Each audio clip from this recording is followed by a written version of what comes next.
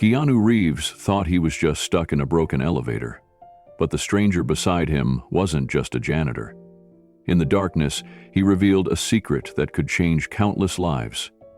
What Keanu discovered that night would test his faith in humanity and leave him questioning everything he thought he knew. Before we continue this incredible story, let us know where you're watching from. If you enjoy stories like this, subscribe to the channel, because tomorrow we have another inspiring story you won't want to miss. The elevator shuddered, then groaned, and finally came to a dead stop between the 27th and 28th floors of the downtown Los Angeles high-rise. Keanu Reeves let out a tired sigh, his head resting against the cool metal wall behind him. It was nearing midnight. He was supposed to be home hours ago. But tonight had been one of those nights. Endless meetings, another charity gala where no one really listened, just nodded and posed for photos, smiles that didn't mean anything, promises that felt hollow. He looked up at the flickering fluorescent light above, its weak glow casting shadows across the small space. The silence felt heavier than usual. He checked his phone. No signal, of course. Classic. Keanu ran a hand through his dark hair, slightly damp from the rain he'd just come in from. His leather jacket still carried droplets on the shoulders. He wasn't angry, just tired. Tired in a way that no amount of sleep seemed to fix. The kind of tired that came from giving everything you had and wondering if it had made any difference at all. He rubbed his temple. The news had been weighing on him. Another shelter he funded was being shut down. Budget cuts, bureaucracy, paperwork. He'd tried to fight it, but lost. The kids who found safety there, where would they go now? A rustling sound broke the stillness. Keanu turned. He wasn't alone. In the far corner of the elevator stood an older man, mid-60s maybe, in a dark blue janitor's uniform. The man had been so quiet, so still, Keanu hadn't even noticed him when he stepped in. A mop handle rested against the wall beside him, and a wheeled bucket sat by his feet. The janitor's name tag read Ray. Their eyes met for a moment. The janitor gave a polite nod, then looked away, his posture respectful, almost deferential. Keanu offered a slight smile. "We guess we're stuck," Keanu muttered. Ray responded with a quiet chuckle. "Looks that way." Keanu leaned back again, closing his eyes briefly. He hadn't expected company, but he didn't mind. There was something calming about Ray's presence, non-intrusive. The kind of man who seemed used to being overlooked, not out of shame, but out of rhythm, like background music people forgot to hear. The silence stretched again, broken only by the occasional groan of the elevator cables above them. Keanu glanced at the emergency button. He'd already pressed it twice. No answer. A few more minutes passed. Then Ray spoke again, his voice soft but steady. "Mr. Reeves, I don't think this is an accident." Keanu opened his eyes. "What do you mean?" Ray turned slightly, his gaze more direct now. "I've been waiting years for this moment." Keanu straightened. The hairs on his arms rose. Something about the man's tone wasn't threatening. It was purposeful, quietly intense. Before he could ask anything else, the elevator lights dimmed, then flickered back on, just enough to cast a golden glow over the janitor's face. And in that glow, something shifted. Ray didn't look like just a janitor anymore. There was a clarity in Ray's eyes that made Keanu uneasy, not in a fearful way, but in that strange, disorienting feeling you get when someone knows something about you they're not supposed to. Keanu stayed quiet for a beat, then said, "I'm sorry, have we met before?" Ray shook his head gently. "No, but I've followed your work, quietly, carefully." There was something meticulous in the way he spoke, measured, controlled, like every word was chosen with precision. Keanu tilted his head. "You work in this building?" Ray smiled faintly. "Only at night. Only when it's quiet. People rarely notice the ones who clean up after them." Keanu crossed his arms, his instincts sharpening. So what are you saying? You followed me in here on purpose? Ray lifted a hand, palm out. No, I didn't trap you. The elevator really did malfunction. But when it did, I knew this was my chance. Keanu narrowed his eyes. Chance for what? Ray hesitated, then reached into his pocket, not suddenly but slowly, deliberately, and pulled out a folded piece of paper. Not a weapon, not a threat, just paper, yellowed, worn, edges fraying. He held it out, not saying a word. Keanu didn't move at first. He wasn't sure if he should, but curiosity got the better of him. He took the paper, carefully unfolding it. It was a diagram, a blueprint, but not for a building, or a device, or anything Keanu immediately recognized. The lines were intricate, almost artistic, swirls of math, labels in a language that looked like advanced physics, energy flow equations, quantum signatures, a strange spiral at the center. What is this? Keanu asked quietly. Ray's voice was calm, but there was a tremble behind it, like he was holding back a lifetime of emotion. It's something I built. Something they said could never work. Something I never showed anyone. Until now. Keanu stared at the page, then back at Ray. You built this? Ray nodded. Years ago. When I was still someone people listened to. The elevator groaned again, a low metallic sigh, but Keanu hardly noticed anymore. He folded the paper back up, carefully, like it might crumble in his hands. I don't understand, Keanu said. Why show this to me? Ray looked up, his expression serious. Because I've watched you, Mr. Reeves. You don't just act in movies, you act in life. You build things, quietly. You fund shelters, hospitals, schools. You look for people the world forgets. Ray's eyes glistened under the flickering lights. And I need someone like that now. I need someone who'll actually listen. Keanu looked at the paper in his hand again. It was old, faded, but there was an unmistakable complexity to it. This wasn't something scribbled together out of desperation or fantasy.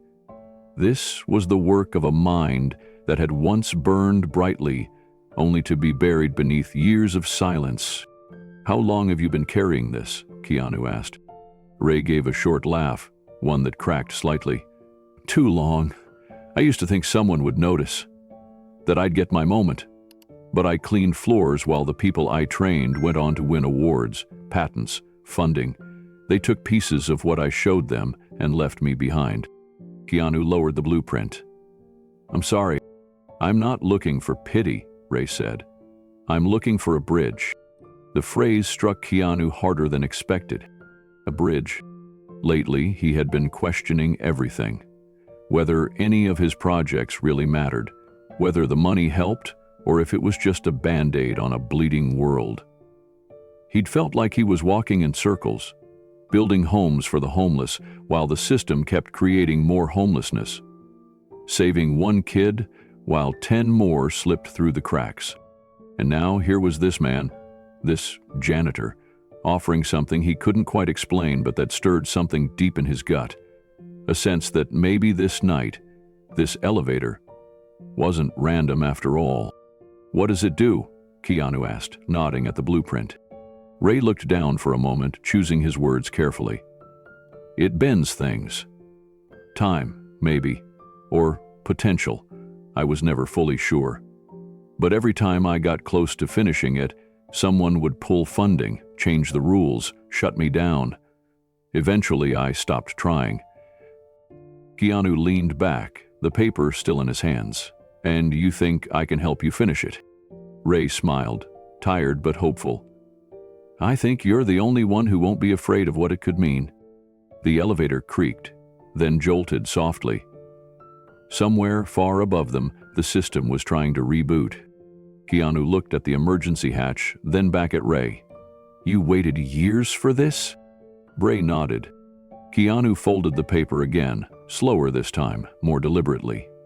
He slipped it into his jacket pocket and met Ray's gaze. Then let's not waste the moment. The lights buzzed. The elevator stirred. Somewhere in the machinery, help was coming. But neither man moved.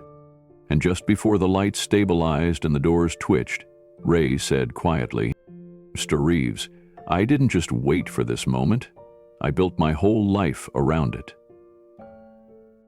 The stillness inside the elevator felt like a mirror. Every creak of metal, every flicker of the light above them, echoed the weight Keanu had been carrying for months. He didn't say anything for a while, just leaned back against the wall, arms crossed, eyes down. Mateo Alvarez. He hadn't given his name yet, but the way he stood, silent and grounded, made it feel like he already knew Keanu's thoughts. Keanu let out a long breath, rubbing the back of his neck. You ever feel like you're moving mountains, only to realize you're standing in the same spot? Mateo looked up, more than once. Keanu gave a tired half-smile. Thought I was doing something meaningful. Building schools in low-income areas, helping veterans get housing. We even started a mobile tech unit for underserved neighborhoods. He paused, the words catching in his throat. And then, last week, it all collapsed. A single audit error, one misplaced decimal, and the whole program lost funding. It made the news, headlines like "Hollywood Savior Falls Flat." They mocked it like it was a vanity project. He blinked slowly, swallowing the weight in his chest. It wasn't. It mattered. Mateo didn't interrupt. He just listened. Keanu continued, voice lower now. I tried to explain. I tried to fix it. But the board pulled out. Sponsors disappeared overnight. I got called a fraud, a dreamer with too much money and not enough brains. His eyes lifted to the flickering light above. I didn't care about the money. I cared about the kids. We were weeks away from launching our tech hub in Boyle Heights. The kids built their own software. They were proud. And now, it's just gone. Silence lingered for a moment. Mateo shifted his stance, then gently said, Sometimes when life breaks down, it's giving you time to listen. Keanu turned to him, something in the janitor's voice pulling him in. To what? Mateo looked him straight in the eyes. To what really needs to be rebuilt. Not just outside you, but inside. Keanu absorbed the words. They weren't dramatic, weren't delivered like a lecture, but they hit deep. Mateo folded his hands in front of him, then added, Machines break, elevators stall, dreams collapse, but sometimes the pause isn't punishment, it's permission. Permission to look at what's still standing when everything else falls apart. Keanu didn't respond right away. His hands were still in his jacket pockets, fingers brushing against the folded blueprint Mateo had given him. And for the first time in days, something flickered inside him. Uncertainty, yes, but also the faintest echo of purpose. The elevator groaned again, but didn't move. Just a mechanical sigh, like even the building was tired of holding people up. Keanu leaned against the wall, arms draped over his knees. His mind drifted, unwillingly, back to the interview he'd done just 3 days ago. The journalist had smirked before asking the question. Do you really think your foundation is changing anything, Mr. Reeves? Or is this just another celebrity passion project doomed to fade? He'd answered carefully, calmly. But afterward, he sat in his car for an hour in the parking garage, staring at the steering wheel. Mike wanted to be right, the proof. It wasn't the question that haunted him. It was the part of him that couldn't answer with confidence anymore. That doubt had grown louder since then, and now, trapped in a stuck elevator with a man in janitor's coveralls, Keanu felt the weight of that question like a boulder pressed to his chest. He looked over at Mateo. You seem calm, Keanu said, like this isn't the first time you've been stuck. Mateo's lips curled into a soft smile. It's not. I used to fix these elevators. Now I just ride them. Watch people forget how human they are the minute they're forced to stop moving. Keanu let that sink in. I wasn't always like this, he said after a moment. I used to believe in the work. I'd sit with the architects, draw up plans with the engineers, show up at the schools. It felt real, but somewhere along the way the headlines started to matter more than the impact. People didn't care about the kids unless it made a good soundbite. Mateo tilted his head. Do you? Keanu blinked. Do I what? Care more about the kids or the headlines? The question was simple, but it cut through the fog like a blade. Keanu didn't speak right away. He let the question echo, bounce off the walls of the elevator, settle into the cracks of his memory. He remembered the little boy in San Pedro, building a robot out of scrap wires and cardboard. He remembered the girl in Koreatown who stayed late every day to learn how to code because her parents worked night shifts and couldn't afford after-school care. He remembered why he started. His voice came low, almost a whisper. I cared about the kids. I still do. Mateo nodded. Then, maybe that's enough. Maybe the breakdown is just clearing away the noise. A pause, then Mateo added, You think light bulbs shine brighter in sunlight or darkness? Keanu looked over at him, puzzled. They're built for the dark, Mateo said. That's when they matter most. Keanu let out a soft breath. It wasn't a solution. It wasn't a fix. But it was a moment of clarity. He reached into his jacket, pulled out the folded blueprint again. You said this was your life's work? Mateo nodded. Started it as a teenager. Thought I'd change the world. Then the world changed me. Keanu smoothed the edges of the paper. Maybe it's not too late, for either of us.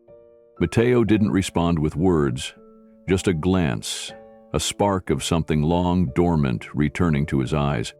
The elevator was still stuck, but inside that tiny box, something had started to move again. A silence settled between them, comfortable this time, not strained, like both men had acknowledged something unspoken and didn't need to explain it further. Keanu sat back against the wall, the edge of the blueprint still in his hand. Mateo leaned on the opposite side, arms crossed, eyes gazing up at the flickering ceiling light like he was watching stars no one else could see. You know, Mateo finally said, there's something poetic about this. Keanu raised an eyebrow. An elevator, going nowhere. But inside, two people who thought they'd lost their purpose. One famous, one invisible. Both stuck. Until they're not. Keanu gave a tired smile. That's one way to look at it. Mateo chuckled. Maybe I've had too much time to think. Or maybe I've been waiting for this moment longer than you realize. Keanu tilted his head. What do you mean? The older man didn't answer directly. Instead, he reached into his janitor's pouch and pulled out a small, aged photo. He handed it to Keanu. It showed a much younger Mateo, standing proudly next to a table filled with mechanical parts. Behind him was a hand-drawn sign, Prototype CELL, Clean Energy for Local Living. Keanu stared at it, then back at the blueprint. The design matched. This was you? Mateo nodded. Started it in a community workshop downtown. Spent years improving it. But I didn't have the right name, the right backing, or the right luck. The people with power never listened. Keanu's grip on the paper tightened. Mateo's voice lowered, quiet but steady. That's why I recognized you the moment I saw you step into the elevator. I thought, maybe God locked these doors for a reason. Keanu looked around the cramped space. So, we're both here, not by accident. Mateo nodded. Sometimes breakdowns aren't punishments. They're invitations. Keanu sat in silence again, but this time his mind wasn't circling his failures. It was circling something else. The idea that maybe this man, this janitor, wasn't someone left behind. Maybe he was the very reason Keanu got on this elevator at all. Keanu glanced again at the faded photograph in his hand, and then at the blueprint laid out across the dull elevator floor. The man beside him had become something more than a janitor in a Navy uniform. There was a quiet depth in Mateo's voice. Not just sadness, not just endurance. Something more. Like a man who had survived a war no one had noticed. "You built this?" Keanu asked again, motioning to the blueprint. Mateo smiled faintly, eyes distant. "Piece by piece, night after night." Keanu leaned forward, elbows resting on his knees. "You ever try to get it patented or show someone?" "I did," Mateo said. "Many times. But when you speak with an accent, wear second-hand shoes, and work with your hands, people don't always see the mind behind your voice." Keanu winced. He'd seen that truth unfold countless times. Brilliant people ignored because they didn't fit someone else's idea of success. "I wasn't always cleaning floors," Mateo continued. "I studied architecture in Mexico City, the National University. I was a scholarship kid, poor but obsessed with lines, angles, the way light dances off a surface." Keanu nodded slowly, now fully listening. "My professors used to call me El Sonador, the dreamer," Mateo said with a nostalgic chuckle. "I was always sketching things that didn't exist yet. Schools that used sunlight instead of electricity. Theaters made from recycled shipping containers. Roofs that harvested rainwater." Keanu looked impressed. "That's way ahead of its time." "Maybe too far ahead," Mateo replied. "In the early 90s, the government changed hands. Corruption bloomed like mold. One day they cut all funding to student design initiatives. Anyone who had a dissenting idea was watched." Keanu sat upright. "Watched? Like surveilled?" Mateo nodded. "I spoke out once, during a forum. I didn't shout. I just asked why communities with money got buildings and places like mine got bulldozed. Next week, my scholarship disappeared. 2 weeks later, I was told I'd misrepresented my background. 3 months later, I was on a bus to the border with nothing but my sketchbook and 2 pairs of socks." Keanu exhaled, slowly. "I cleaned offices in El Paso, hotels in Tucson, then Los Angeles. People stopped asking where I came from. They only cared how well I mopped corners." Mateo's voice softened. "But I never stopped drawing." Keanu stayed silent for a moment, his eyes now fixed not on the cracked ceiling of the elevator, but on Mateo's hands, rough, calloused, but steady as they gently turned the pages of a notebook pulled from his cart. The cover was worn leather, edges curled from years of use. Inside, the lines danced. Buildings, streetscapes, bridges shaped like ribbons over water. Some drawings were in pencil, others in vibrant ink, all of them pulsed with imagination. Mateo held it out toward him. "This is what I've built, not with cement, but with hope." Keanu took it like it was a sacred object. He flipped through page after page, stunned. "This one," Mateo said, pointing, "is a modular library. The walls are made from compressed recycled paper. The roof is tilted so it catches sunlight in winter and deflects it in summer. And the inside, the entire interior, is built around natural sound, so even a whisper can be heard." Keanu stared. "That's genius." Mateo's expression didn't change, but his voice did, softer. "They always said I was a janitor with too much imagination, so I kept it to myself. But at night, when the buildings emptied and the world fell quiet, I'd sit in break rooms or stairwells and keep drawing." He turned the page. A school in the shape of a spiral. Classrooms that fanned outward like rays of the sun. A central courtyard filled with trees. "I designed this for children who come from violence," Mateo said. "The spiral shape lets them always see the center, a place of safety. No child ever has to walk into a dark hallway. There are no corners for bullies to hide in. Everything is open, rounded, and filled with light." Keanu's voice was barely a whisper.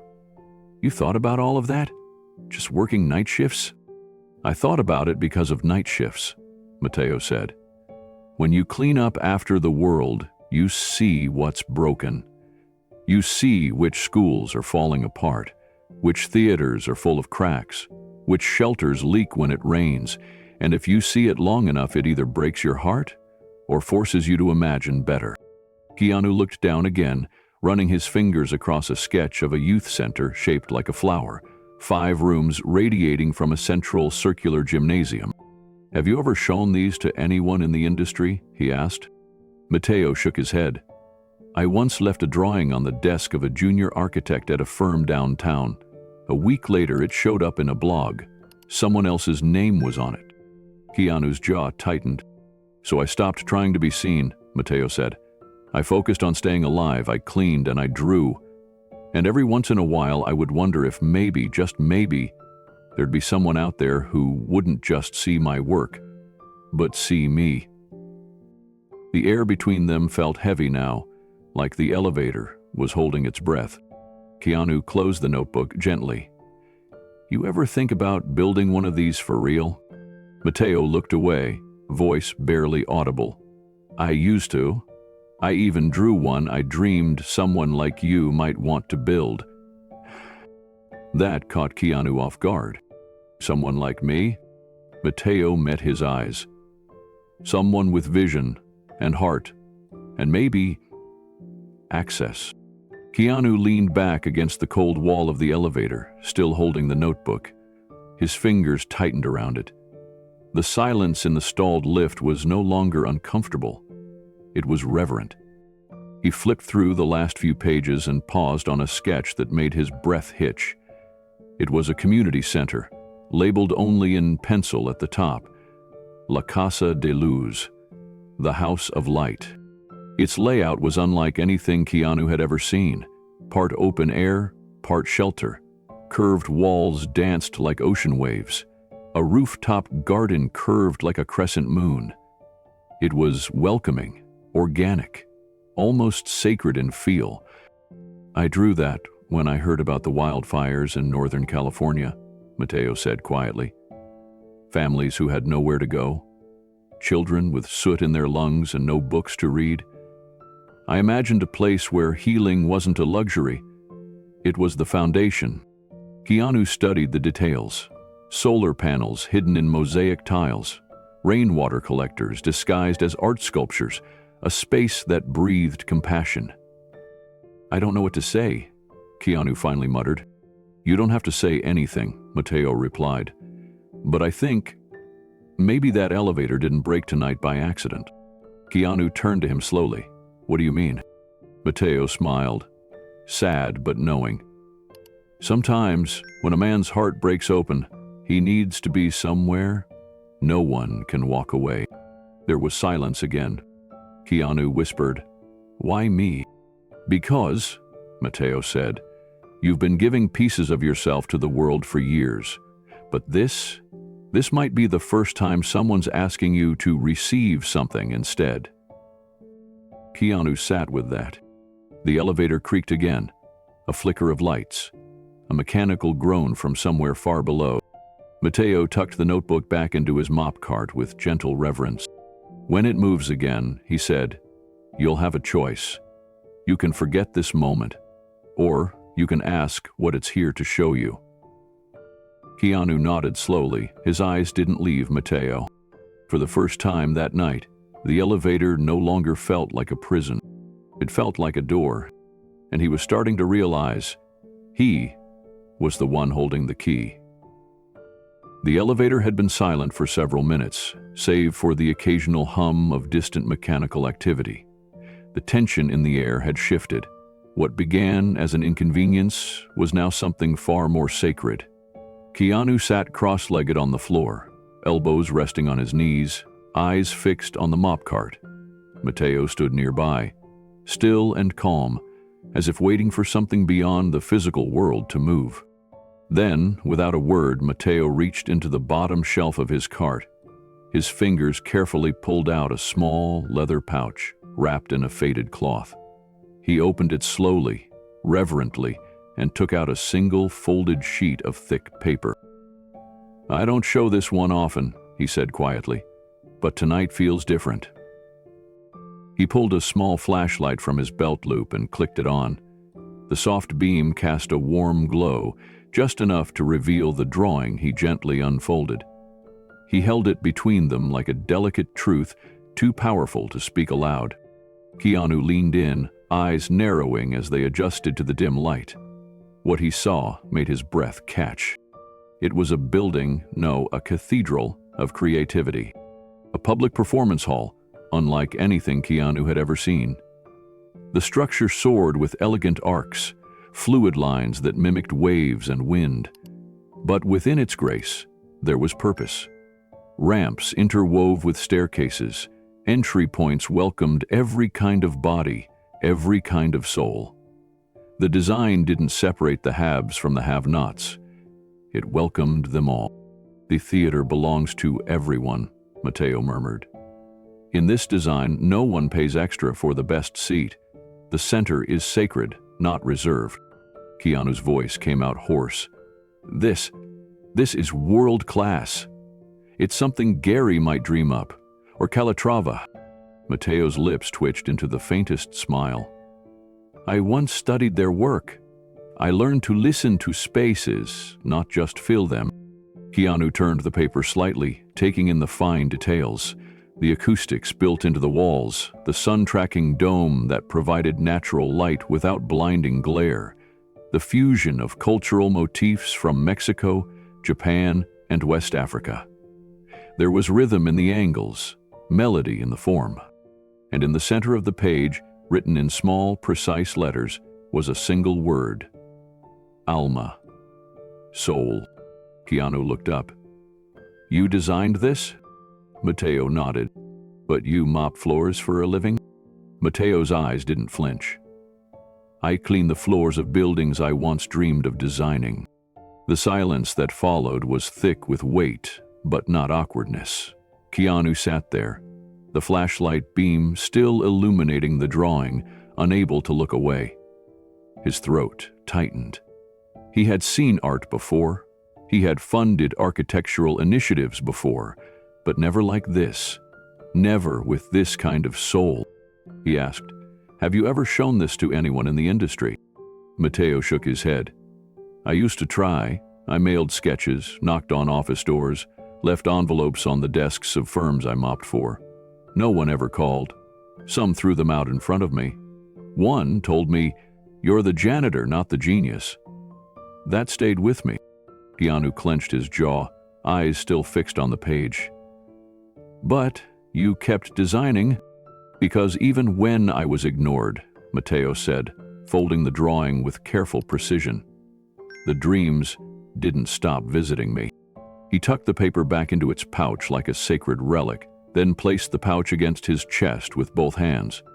And every night, when the buildings emptied and the suits went home, I stayed behind to draw in the quiet. I believe abandoned dreams still deserve to be drawn. Keanu let out a slow breath. That's why you said you've been waiting years for this moment. Mateo gave a soft nod. Not because you're famous, but because you listen. I've watched you for years, Mr. Reeves. You show up where others don't. You don't just fund buildings, you fund dignity. I thought, if anyone might see this, really see it, it would be you. The elevator gave a faint jolt, but didn't move. The emergency lights flickered once before returning to their dim glow, still trapped, but the energy inside had shifted. Keanu leaned back, pressing his shoulders to the metal wall. He stared upward, as if the ceiling would offer answers.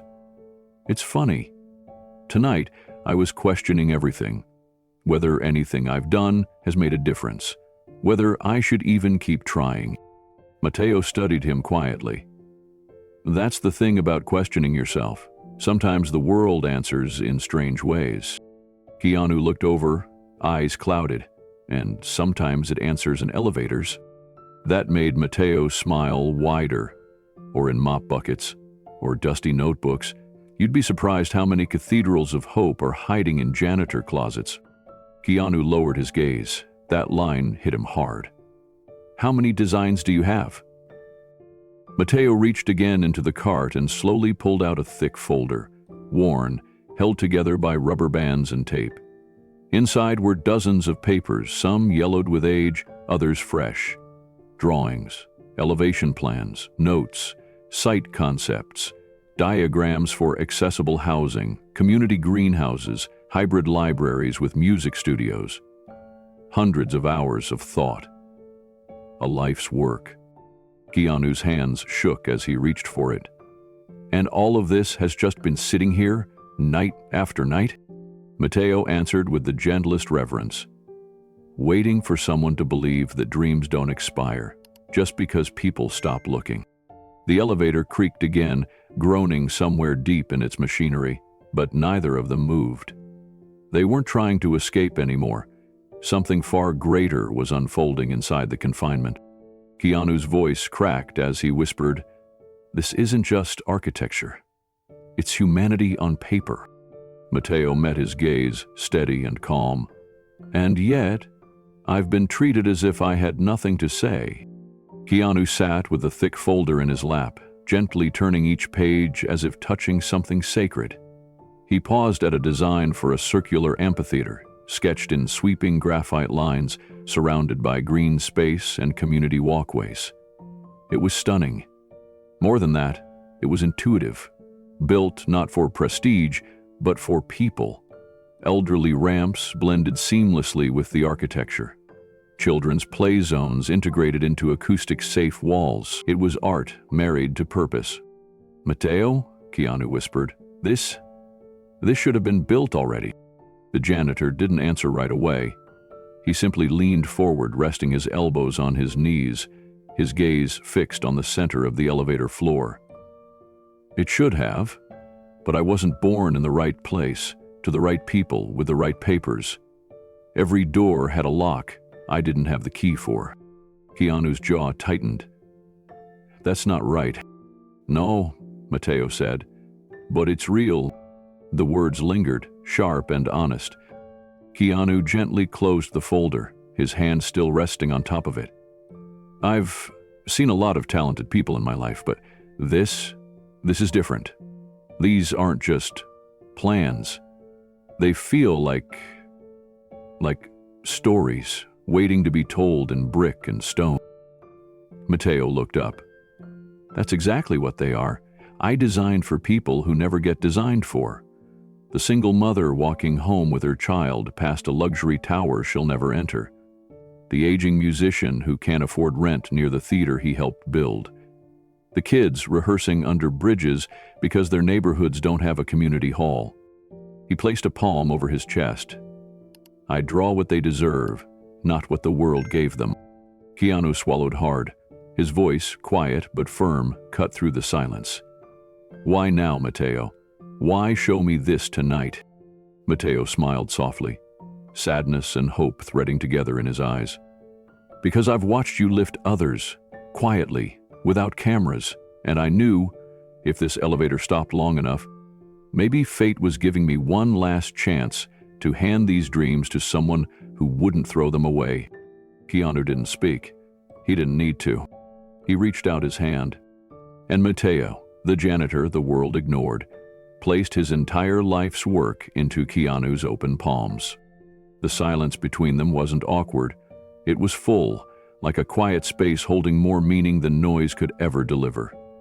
The elevator was still motionless, the hum of distant electricity a faint reminder that the world outside hadn't noticed their pause. Keanu leaned back against the wall, his hand still resting on Mateo's folder. He exhaled slowly. "You know," he said after a while, "people always talk about the big things I've done. The roles, the donations, the gestures."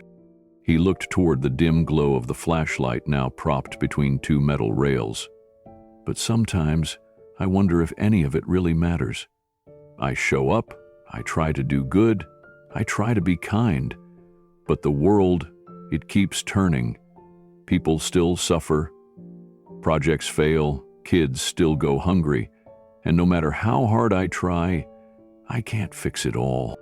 Mateo didn't interrupt. He listened, really listened. His posture was relaxed, his presence patient. Keanu continued, quieter now. There was this school I helped build in Uganda. We poured our hearts into it. Me, my team, volunteers, everyone.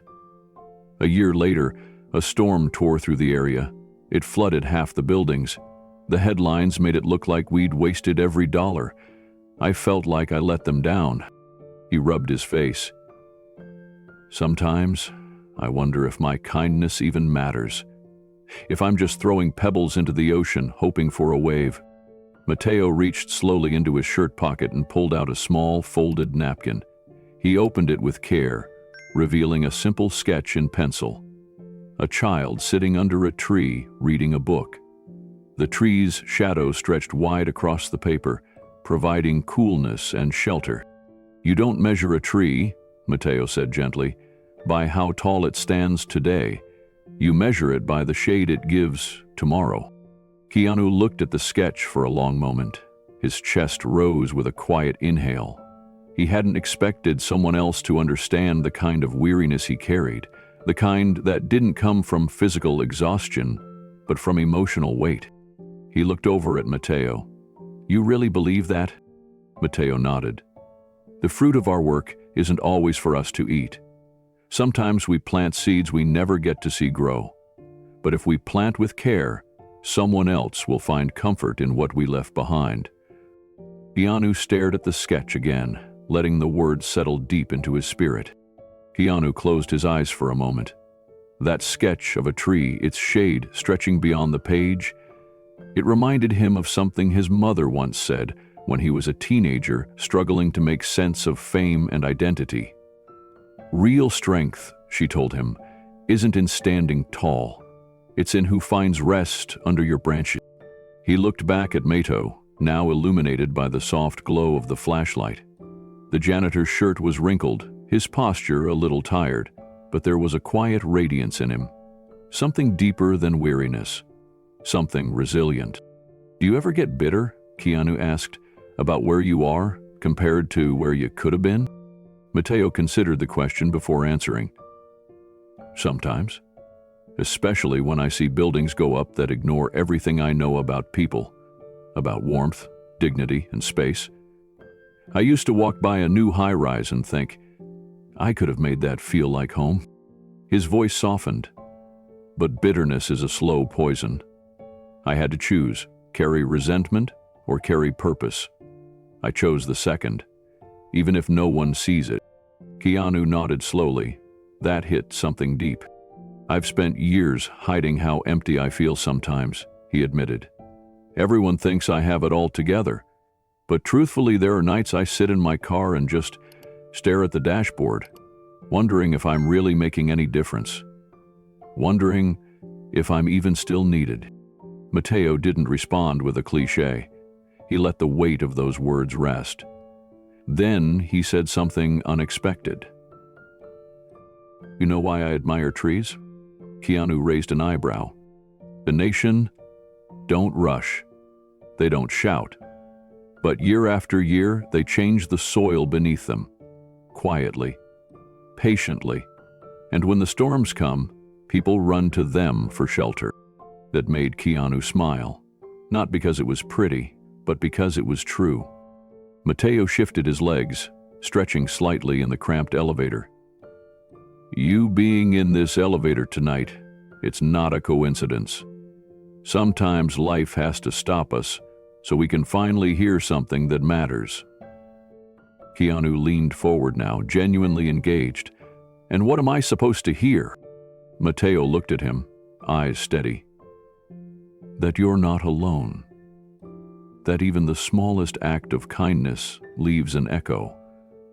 That someone, somewhere, is standing today because you offered shade when they needed it most. Keanu let out a breath he hadn't realized he was holding. He thought about the letter from a teenager he met 5 years ago. She had been in a dark place, and something he said at a school talk had helped her decide to live another day. He kept that letter in a drawer. He'd forgotten about it until now. Mateo continued. Most people want their kindness to be seen, applauded. But the purest kindness doesn't seek reward. It just wants to serve." The words dug deep into Keanu's chest.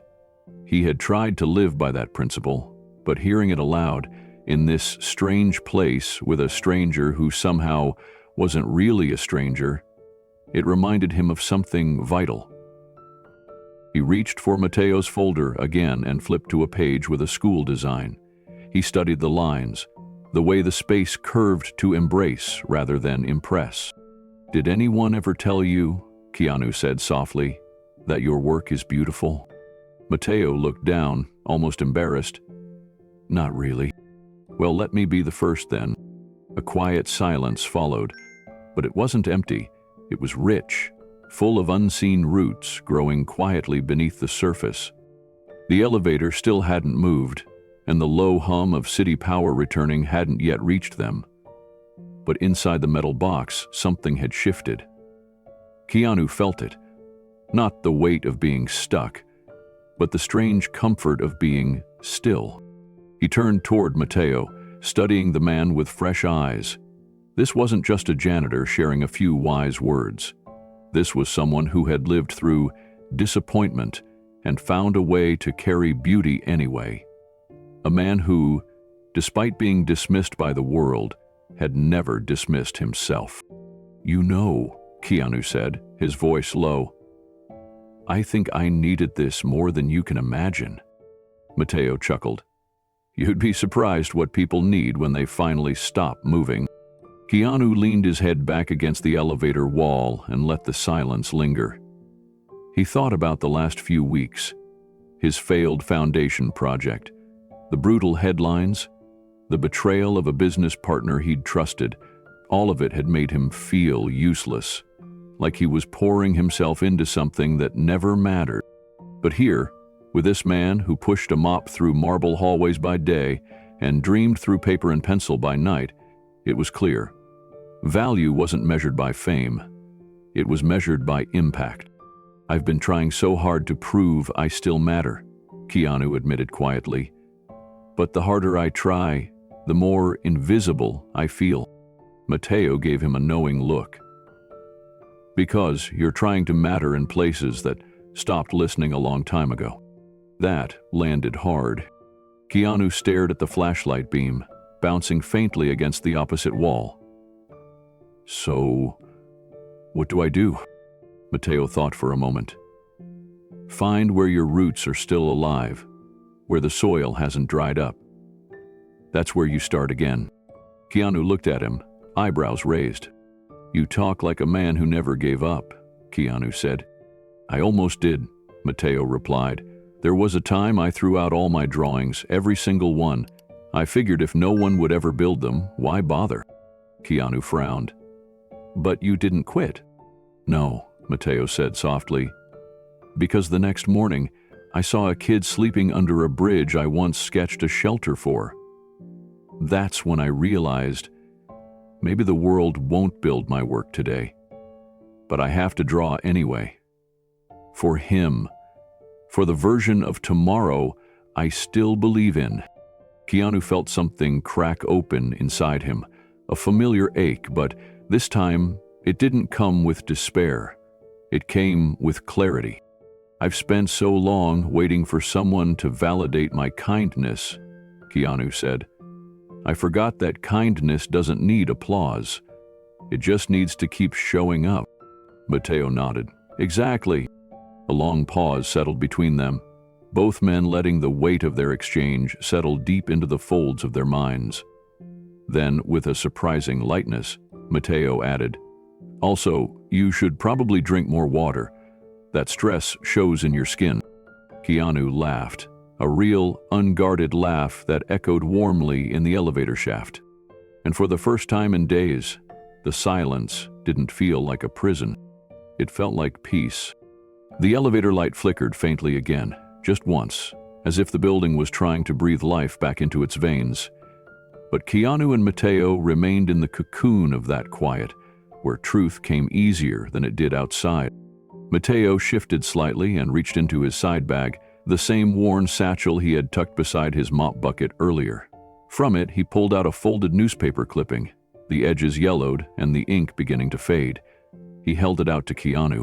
Keanu took it carefully. It was a small article in Spanish, dated nearly 30 years ago. There was a black and white photo of a cluster of prefabricated shelters. Rows of them, arranged like honeycomb on a devastated landscape. "What's this?" Keanu asked. Mateo's voice was steady. Those shelters were built after the 1995 earthquake in Colima.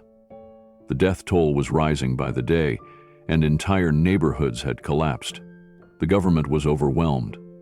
I submitted a proposal: modular community shelters that could be built in hours, using recycled steel and bamboo. They rejected it at first. Keanu looked at the image again, this time noticing a small structure in the background with curved walls and solar panels built into its roof. "But then," Mateo continued, "a group of engineers took interest. They contacted me directly, implemented the design. In less than a week, we had over 200 shelters up. They saved families, protected women, gave children a place to sleep without fear." Keanu looked up. "You did this?" Mateo gave a quiet nod. "I was just a young man, still idealistic, still believing the world wanted solutions more than it wanted silence." Keanu turned the clipping over. There was no byline, no mention of Mateo's name. "I don't see you credited." "That's the second half of the story," Mateo said, eyes tightening with the memory. 2 weeks after the shelters went up, I gave a radio interview. I praised the local builders, but I also mentioned how many lives had been lost due to delayed government response. The next day, I was visited by men in suits. They told me I'd been removed from the project. My work would continue, but under the official department. I was told it was for national unity. Keanu felt his stomach tighten. "They stole it from you?" "They erased it," Mateo said simply. "Erased me." A heavy silence followed. Mateo didn't say it with bitterness. He said it like someone who had made peace with ghosts long ago. "So what did you do?" Keanu asked. "I left," Mateo replied. "Came to the States with my wife and 2 children. Took janitorial jobs because they paid in cash. Didn't require too many questions. We lived in a 1-bedroom apartment in East LL for 6 years. Then my wife got sick. I cleaned more buildings. Nights, mornings, whatever kept her medicine coming." Keanu stared, trying to absorb it all. "And your drawings?" he asked. "I kept them," Mateo said, tapping the side of the satchel. "Every lunch break, every time I paused to rest. I sketched new things. Better shelter systems, public kitchens that collect rainwater, schools with walls that collapsed into playgrounds. No one asked, but I kept designing." Keanu leaned back against the cool elevator wall, processing everything Mateo had just shared. The depth of injustice, the quiet resilience, the brilliance hidden beneath years of mopping floors and emptying trash bins. It shook him. Not in a theatrical way, but deep in his gut, where truth tends to settle. Mateo reached down again and unfolded a second drawing, this one more worn than the last. It had been handled many times, the edges were soft from touch, the folds creased and faintly torn at the corners. "This," he said, "was going to be my life's work." Keanu squinted in the dim light. The drawing revealed a sweeping layout of a school campus, but it wasn't just a building. It was a community. Classrooms connected in a circular pattern. Between them were shaded courtyards, rooftop gardens, and playgrounds with adaptive designs for disabled children. Rainwater harvesting systems were marked in fine detail, and solar panels stretched across every roof. "I designed this after my daughter Anna was born," Mateo explained. "I wanted her to grow up in a place that celebrated learning, no matter where you came from. My wife said it looked like a flower when she first saw it. That's why I named it Fleur de Maze." Keanu could hear the affection in his voice. "Did you ever try to build it?" Mateo shook his head. "The land permits never came through. No one was interested in a school for poor children. They wanted luxury condos. That was the year my wife got diagnosed. Everything stopped after that." Keanu gently handed the sketch back. "I can't believe this has been sitting inside a mop cart all these years." Mateo smiled faintly. I'm not ashamed of the work I do, Mr. Reeves. Cleaning has dignity, but I won't pretend it hasn't hurt. Sometimes I walk through these buildings, polishing marble floors, and think, I once designed floors like these.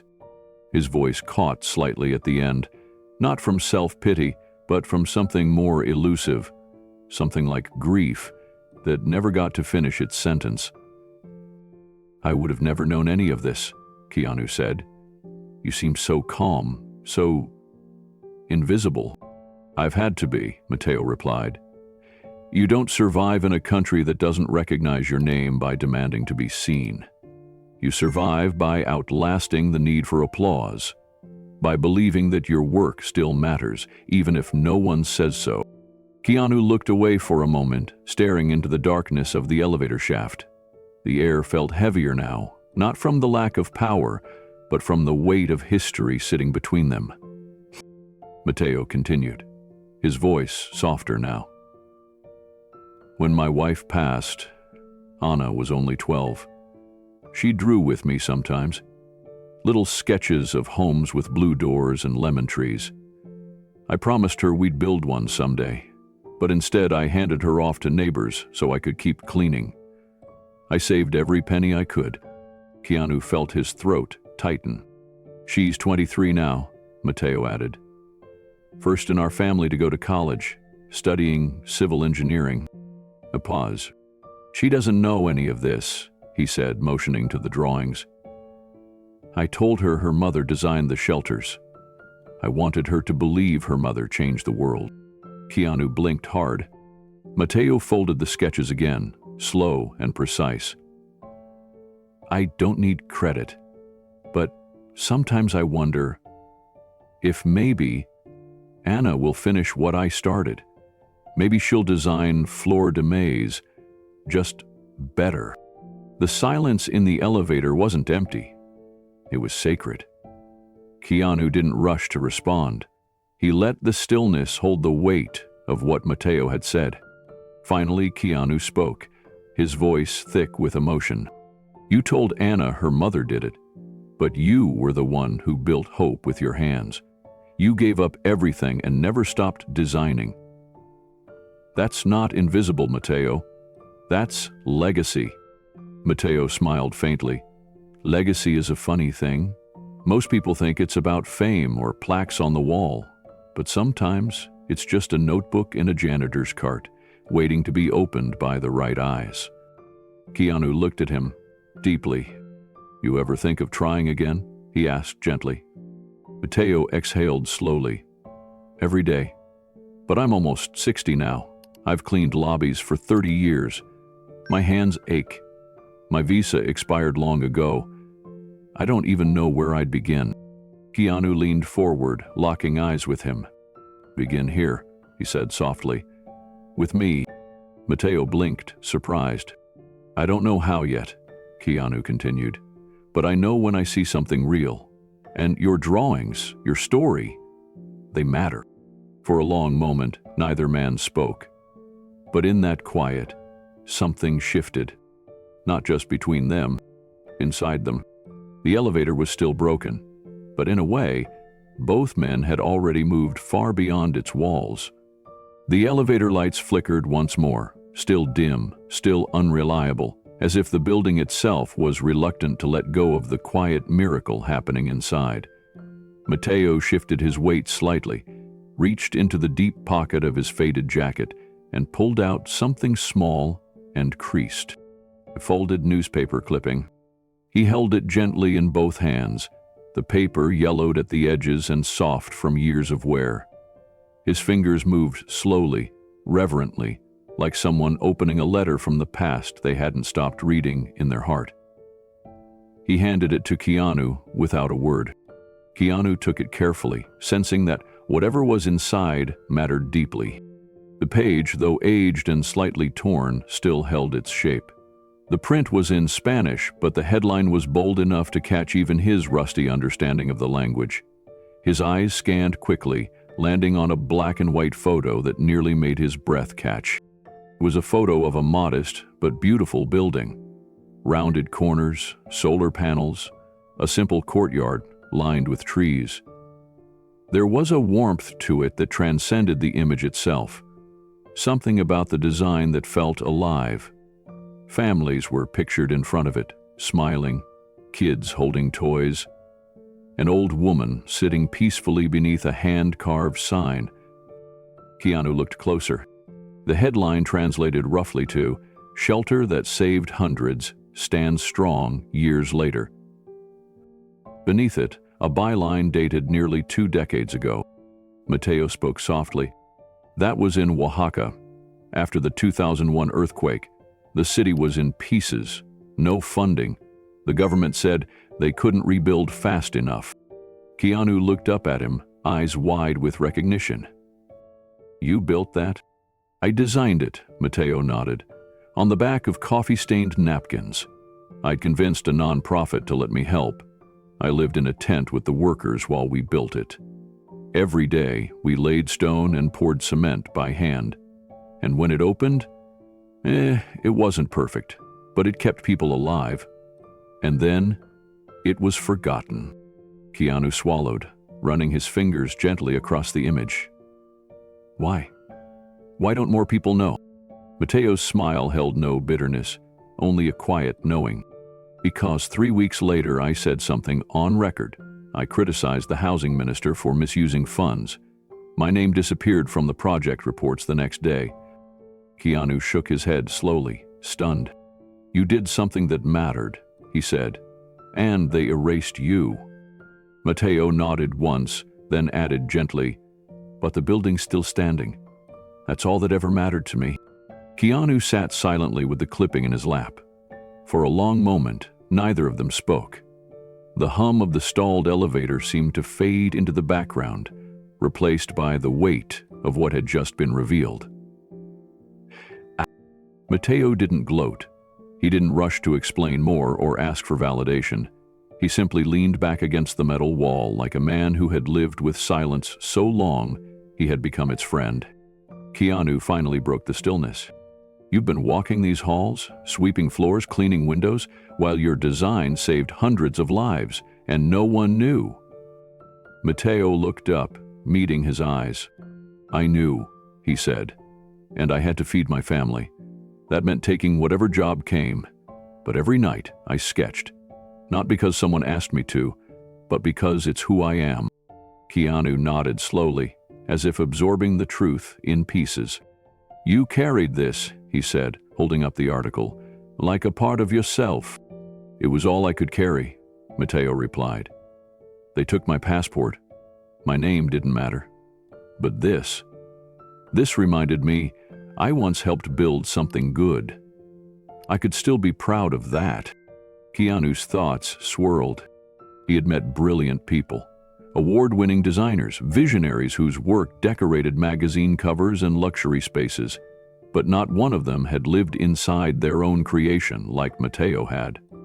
Sweating under the Mexican sun, risking everything for families without homes, then losing credit for it all because he dared to speak truth.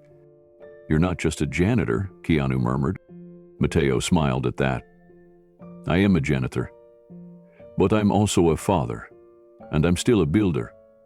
I just build quietly now." Keanu ran a hand across his jaw. "This shelter, this is the kind of thing people should be learning about, not just because it still stands, but because you designed it with purpose, for people who had nothing left." Mateo nodded. "I always thought design should serve, not just shine." The phrase lingered in the small space. Keanu looked at the man before him, not with pity, but awe. In a world obsessed with fame and recognition, here was someone who had done more with silence than most did with applause. Keanu leaned forward, folding the paper back carefully and handing it to Mateo. "I'm not the same after seeing that," he said. "You've just changed something in me. I don't know how yet, but I know it's real." Mateo gave a soft, knowing chuckle. "I think we all just need someone to see us. Just once. That's enough sometimes." The elevator lights flickered again, brighter this time, and stayed on. Neither man moved. They weren't waiting on power anymore. They were waiting on truth to settle. The flickering light steadied overhead, humming softly as the elevator system sputtered back to life. But neither Keanu nor Mateo stood. Something heavier than steel cables had lowered between them, something human, unspoken, unbreakable. Keanu looked down one last time at the worn newspaper clipping Mateo had tucked safely back into his jacket pocket. His mind replayed every word. Every crease in that article felt like a battle scar. Every faded edge a memory preserved in faith. Mateo's voice was low. That shelter was built with scrap metal, cast-off wood, and the hands of people who had lost everything. They came together with nothing but grief. I wanted to give them something solid, something that didn't fall. Keanu looked at him, eyes glassy. And you did. You gave them more than shelter. You gave them dignity. Mateo let out a tired breath. But in the end, it was erased. My name, my involvement. They replaced me with an official architect tied to the governor. I was warned not to argue. Keanu shook his head, the injustice sitting in his chest like a weight. You carried all that alone. I couldn't afford to carry bitterness, Mateo said. Bitterness doesn't feed your children. Dreams do, even quiet ones. Keanu leaned his elbows on his knees, forehead resting in his hands.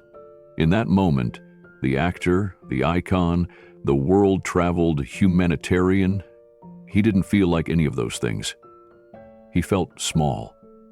Not because he lacked fame or talent, but because he had walked past so many like Mateo without ever stopping to ask what they carried. He whispered, almost to himself, I thought I was doing enough, being kind, giving quietly, using what I have for good, but now I wonder.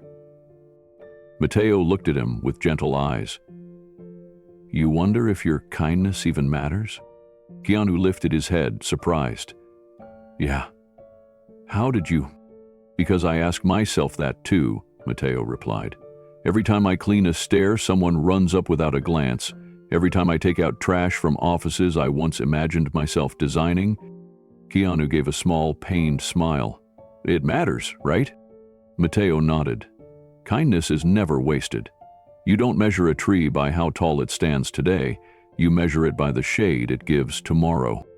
The words wrapped around Keanu's spirit like a blanket. He would never forget them.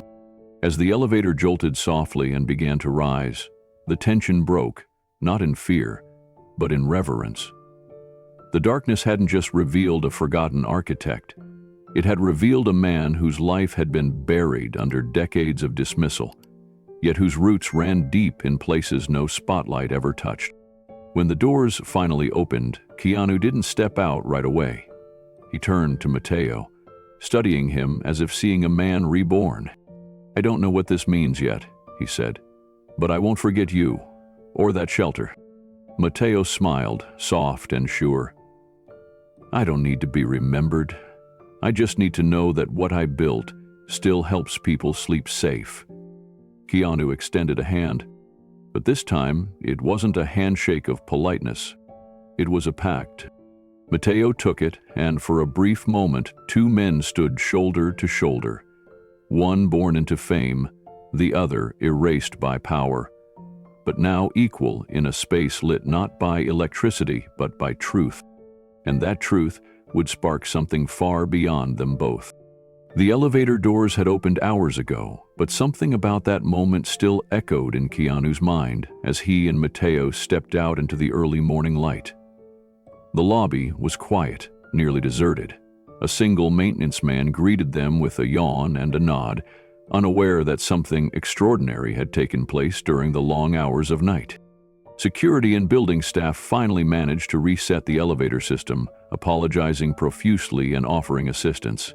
Keanu politely declined, but made one simple request. I'd like to walk him home. Mateo protested gently at first. You don't need to do that. I'm sure you have somewhere to be. Keanu smiled.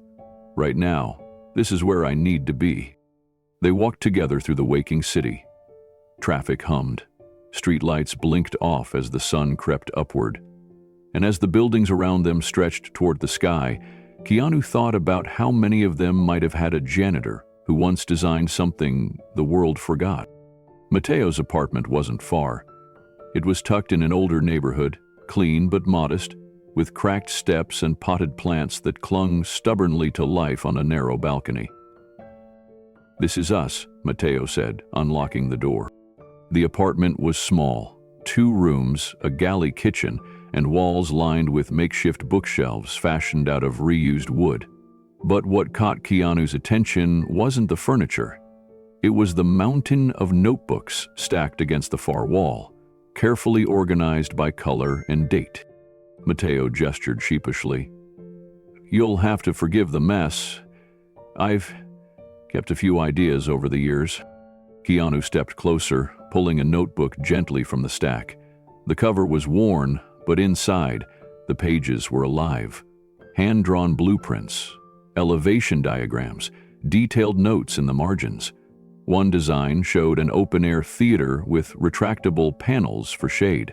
Another featured a self-cooling shelter dome powered by passive airflow and recycled water. "These are brilliant," Keanu said softly. "I sketched them after my shifts," Mateo replied. "Sometimes on the subway, sometimes during my lunch breaks, just to keep the dream alive." Keanu opened another notebook. This one contained designs for a memorial park, not just for aesthetic value, but embedded with sensory gardens and reflection pools for communities in grief. It was more than architecture. It was therapy, rendered in steel and stone. "Do you know how rare this is?" Keanu asked. "These ideas, they're decades ahead." Mateo shrugged humbly. "They're just drawings. They've never been built." Before Keanu could respond, the sound of bare feet pattering across the tile reached them. A young woman stepped into the room, blinking sleepily. She was about 17 or 18, with long black hair tied back and a sweatshirt that hung off one shoulder. "Papa?" she asked. Then her eyes landed on Keanu. Her expression shifted from confusion to disbelief. Mateo smiled, amused. "Alma, this is Keanu." Her eyes widened. "As in, the Keanu?" Keanu gave a small wave. "Guilty." She laughed nervously, then looked between them. "Did something happen?" Mateo nodded. "We got stuck in the elevator last night. Talked most of the night." Alma raised an eyebrow, still processing the surreal moment. Then she smiled and turned to the kitchen. "I'll make tea." As she moved around with practiced ease, Mateo leaned toward Keanu. "He's my youngest. My son's in university now.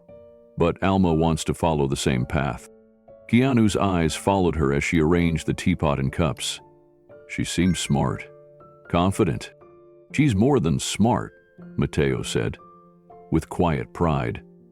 "She's better than I ever was." Alma returned with a tray, gently setting down mugs for both men. Then she sat beside her father, grinning. "Papa always taught me after work. We didn't have tutors or expensive programs, but he'd come home, shower off the chemicals from the floors, then sit down and walk me through geometry, algebra, calculus. He even taught me how to draw blueprints." She glanced at the notebooks. "Those were my bedtime stories." Keanu's gaze drifted from Alma to the notebooks again, this time with deeper reverence. The room, filled with the scent of fresh tea and the morning light trickling through the blinds, had become something sacred. This wasn't just a janitor's home. It was a hidden archive of brilliance, a quiet legacy passed down not through headlines or awards, but through father and daughter. Page by page, lesson by lesson. Alma sipped her tea and smiled. "He never let me think small. Even when we barely had money for rent, he'd say, 'Design like you'll be remembered in marble, even if no one knows your name.'" Keanu looked at Mateo. "You taught her that?" Mateo chuckled softly. "I taught her what I wished someone had told me when I was her age." Keanu let the words hang in the air. They were heavy, but not bitter. More like a quiet truth finally spoken. Alma stood up and walked to the shelf. She pulled out a large sketch pad, opened it to the middle, and held it up. "This one's mine. It's a redesign of one of Papa's community shelters, but adapted for temporary wildfire relief. I entered it in a competition last year. Mateo beamed. She won first place. They wanted to fly her out for a symposium in New York, but we couldn't afford the plane ticket. Keanu felt his chest tighten. It wasn't pity. It was something else. The sting of knowing how many stories like this went unseen. How many rooms like this one sat in quiet neighborhoods, filled with untapped genius and love. He nodded slowly. I know people. If you're okay with it, I'd like to help. Alma blinked. Help how? Keanu didn't elaborate. Not yet. But the seed had been planted. Something inside him had shifted. The night in the elevator hadn't just revealed Mateo's past. It had cracked open a doorway into a different kind of future. One where forgotten builders didn't stay forgotten, and quiet teachers like Mateo left more than footprints in dust. They left blueprints in the hearts of those they raised. Mateo didn't respond immediately. He just reached for another notebook, his hand trembling slightly. Did you come here? And for the first time in years, his eyes sparkled with something close to hope. The day after their visit to Mateo's apartment, Keanu sat alone in his study, flipping through one of the many notebooks Mateo had entrusted to him. The pages were weathered, edges curled, ink slightly faded, but the content was alive. From structural load diagrams to sketches of disaster-resistant shelters, the level of detail was astonishing. Keanu had seen architecture doodles before. These weren't amateur doodles, they were real solutions. Elegant, practical, even visionary. He couldn't shake the feeling that the world needed to see this. Later that week, Keanu made a few quiet calls. Not to his Hollywood contacts, but to a small group of friends from another part of his life. People involved in philanthropy, sustainable housing, and humanitarian projects. Over the years, Keanu had contributed quietly to several rebuilding efforts across the globe. These friends respected him. More importantly, they trusted his heart. He invited 3 of them to a private brunch in a quiet courtyard cafe in Los Angeles. Nora, an architect who ran a nonprofit for emergency shelters. Dev, a tech investor who had recently funded green housing in rural areas. And Lisa, a foundation director who specialized in grant-funded community centers. Keanu arrived with a leather satchel under his arm. Inside were 6 of Mateo's notebooks, chosen carefully for their range and impact. Over coffee, after small talk settled, Keanu set the books on the table. I want you to look at something important. Lisa raised an eyebrow. Dev leaned forward curiously. Nora opened the first notebook. The mood shifted quickly. At first, they flipped the pages out of politeness, but the moment Nora reached a sketch titled Modular Thermo-Resilient Shelter, she paused. Who drew these? Keanu answered, honestly.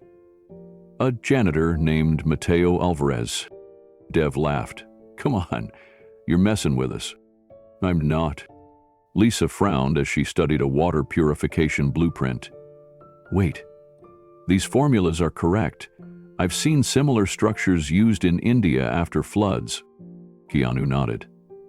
Mateo built the original shelter design in Mexico decades ago. He never got credit. He's been cleaning buildings for years, but he never stopped drawing. Nora leaned back in her chair. I'm not saying it's impossible, but a janitor. Her voice wasn't cruel, but the skepticism stung. Keanu didn't hide his reaction. Do we only listen when a resume has certain titles? What if someone's brilliance got buried under poverty or politics? Dev closed the notebook. It's not that we don't believe you. It's just, this stuff doesn't show up from nowhere. Who vetted it? Who tested these designs? Keanu sighed. That's what I'm asking, not for blind praise, just a fair look. Lisa looked up. You want us to review these as if they came from an established firm? No, Keanu said softly. I want you to review them as if they came from a human being who still believes his ideas might help someone. There was silence for a long moment. Finally, Nora said, "I'll take a deeper look.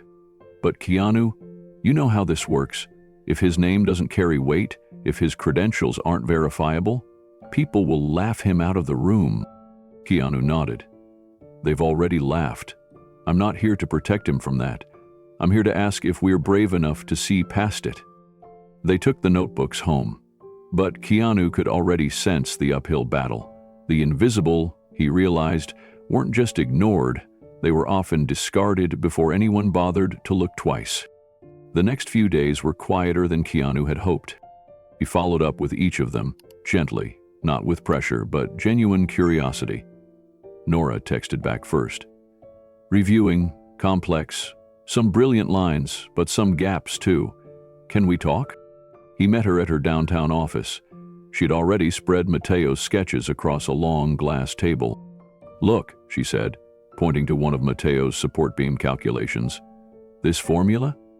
It's not from any textbook I know, but when I ran it through a simulation, it held.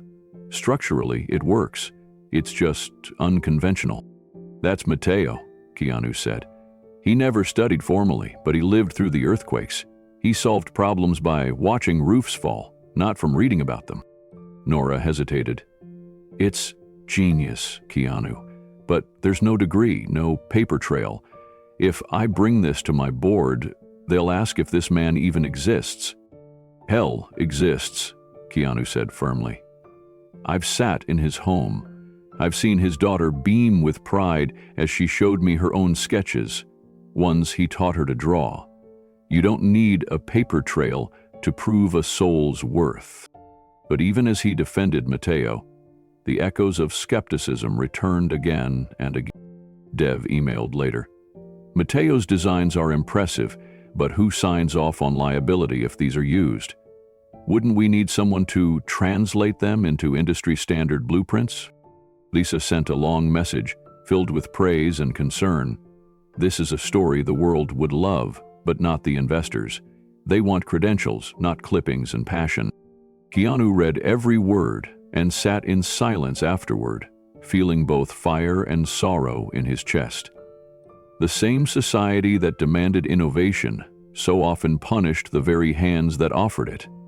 If those hands came dirty, tired, unpolished. He went back to Mateo's apartment one evening. The man greeted him with a warm smile, but Keanu could see the question in his eyes. "How did they respond?" Mateo asked, offering him a worn chair and tea. Keanu was honest. They were amazed, but hesitant. They want degrees, credentials, proof you belong in the rooms where change is made. Mateo chuckled softly. "I stopped trying to belong a long time ago. The shelters I built didn't ask for a degree. They just needed walls that wouldn't fall." His voice was calm, not bitter, but Keanu felt something shift inside him. This wasn't just about convincing skeptics. It was about redefining value, redefining who gets a seat at the table. He looked around at the stacks of notebooks, the sketches taped to the walls, the handmade models beside the bookshelf. "Mateo," he said quietly, "what if we didn't wait for their approval? What if we just built it?" Mateo blinked. "Built what?" Keanu leaned forward. "Your next project. One of these designs, not in theory, not in pixels, in the real world." Mateo's eyes welled slightly. "You'd do that?" Keanu nodded. "They can laugh at a notebook, but they can't ignore a building that stands." Mateo didn't speak for a moment. Then, with trembling hands, he pulled out a sketch from beneath the tea tray. It was labeled Sanctuary Park, Safe Haven Model 2A. He handed it to Keanu. "Then, let's build something no one can deny." And with that, a quiet revolution began. The following afternoon, Keanu drove across town to a studio loft lined with natural light, coffee-stained blueprints, and steel-framed bookshelves overflowing with architecture manuals. It belonged to Elijah Yu, one of the most respected architectural minds in Los Angeles, and a longtime friend. Elijah wasn't just a professional contact. He'd once helped Keanu design a small, discreet orphanage facility in Arizona, built with recycled wood and solar panels. Elijah believed that buildings could heal. He believed, above all else, that good architecture didn't need to be grand, just human. When Keanu arrived, he carried a leather portfolio under his arm. "Elijah," he said as the two hugged briefly, "I need your eyes and your honesty." They moved to a wide drafting table in the corner. Keanu laid out several of Mateo's drawings, some crinkled, others carefully preserved.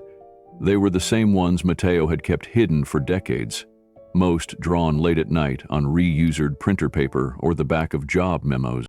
Elijah leaned in, expecting to humor his friend, but as he scanned the first sheet, his fingers froze. He didn't speak. Instead, he pulled the drawing closer, squinted at the measurements, then quickly reached for his ruler and triangle. He measured, recalculated, paused, then flipped to the next page. Keanu watched in silence. Elijah flipped again, and again. Then he stood still.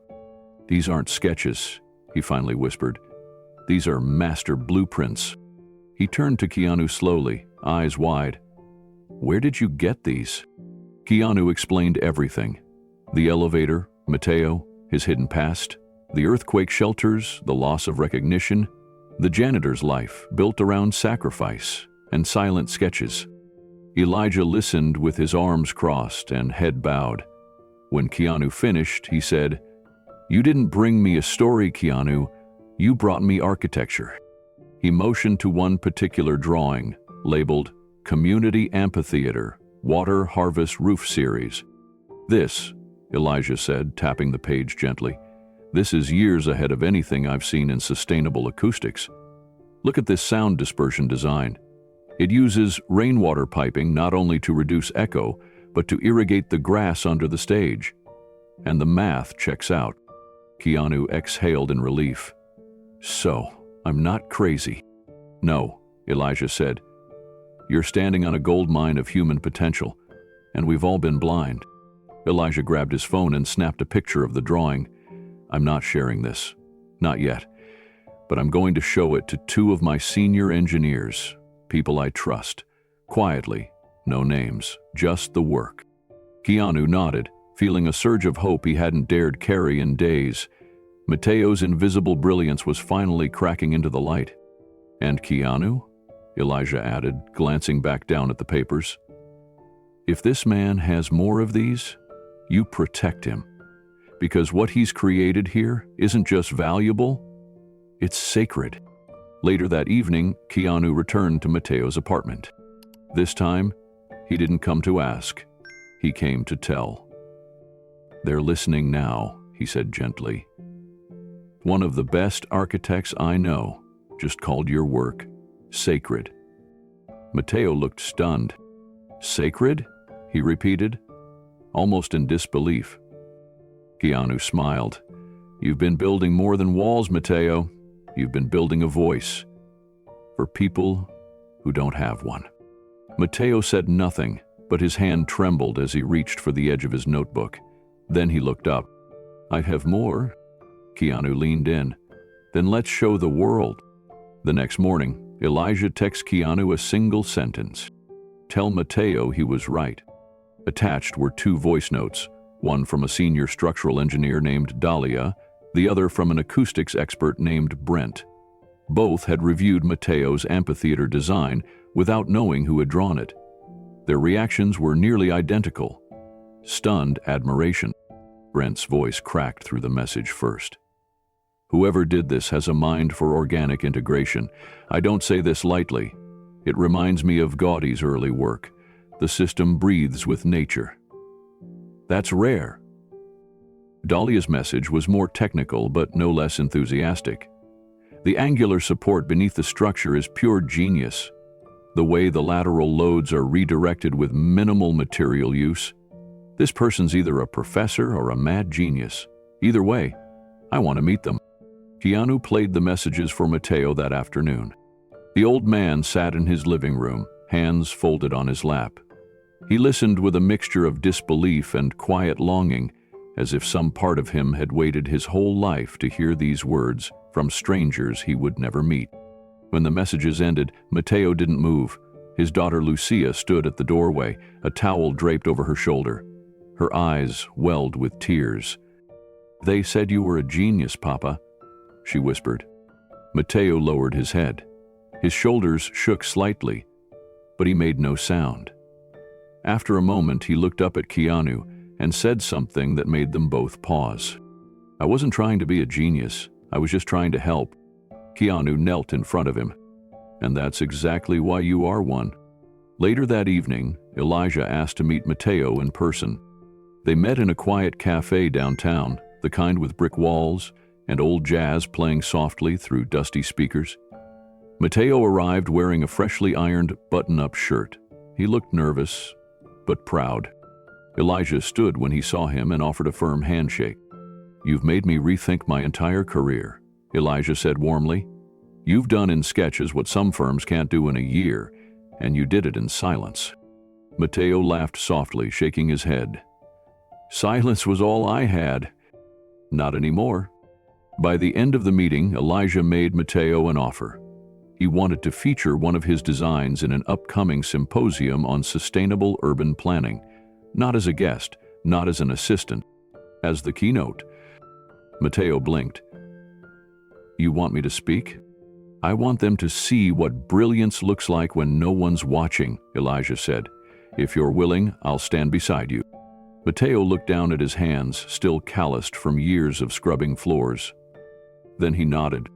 "Yes, I'll speak." And with that, the man the world called invisible took his first step into the light. The sun hung low over the horizon as Keanu Reeves parked his motorcycle outside Mateo's apartment building once more. It had only been a week since the cafe meeting, but so much had changed since then. Elijah had already started preparing the symposium materials. Lucia had posted one of Mateo's drawings on a quiet online forum for sustainable design, and it had gone viral. Hundreds of comments flooded in, praising the clarity, vision, and warmth of the design. Many couldn't believe it had come from a man who had worked as a janitor, and yet here they were. The momentum was growing. But this visit wasn't about publicity. It was about something bigger. Keanu climbed the stairs and knocked gently. Lucia opened the door, smiling. "He's in the back," she said, stepping aside. "Drawing, of course." Mateo sat at his tiny desk by the window, completely immersed.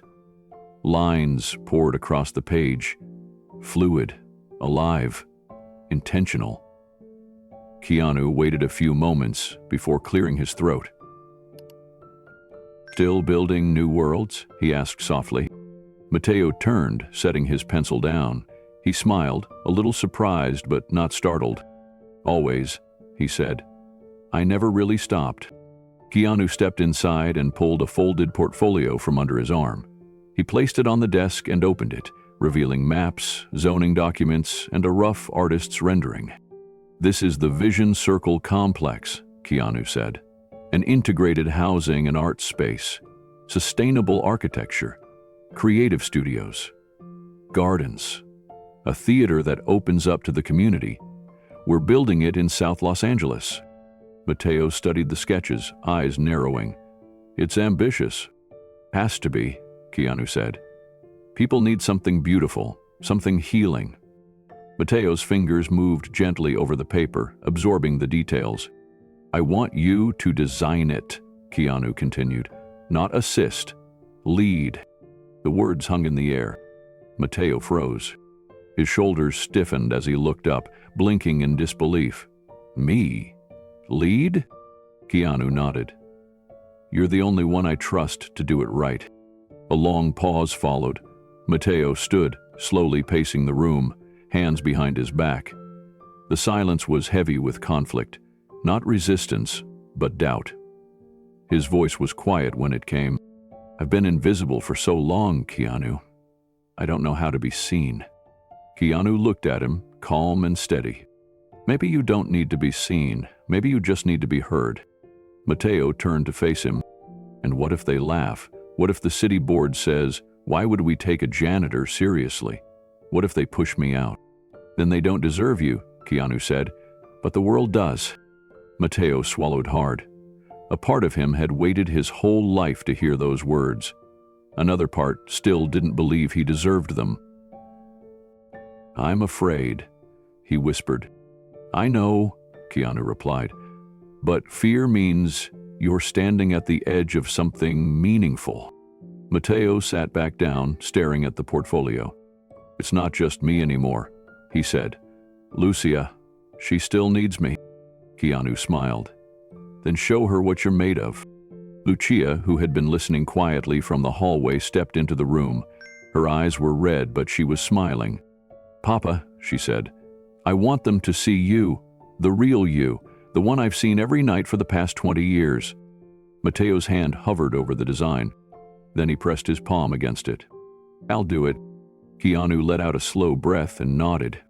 And the future began to shift.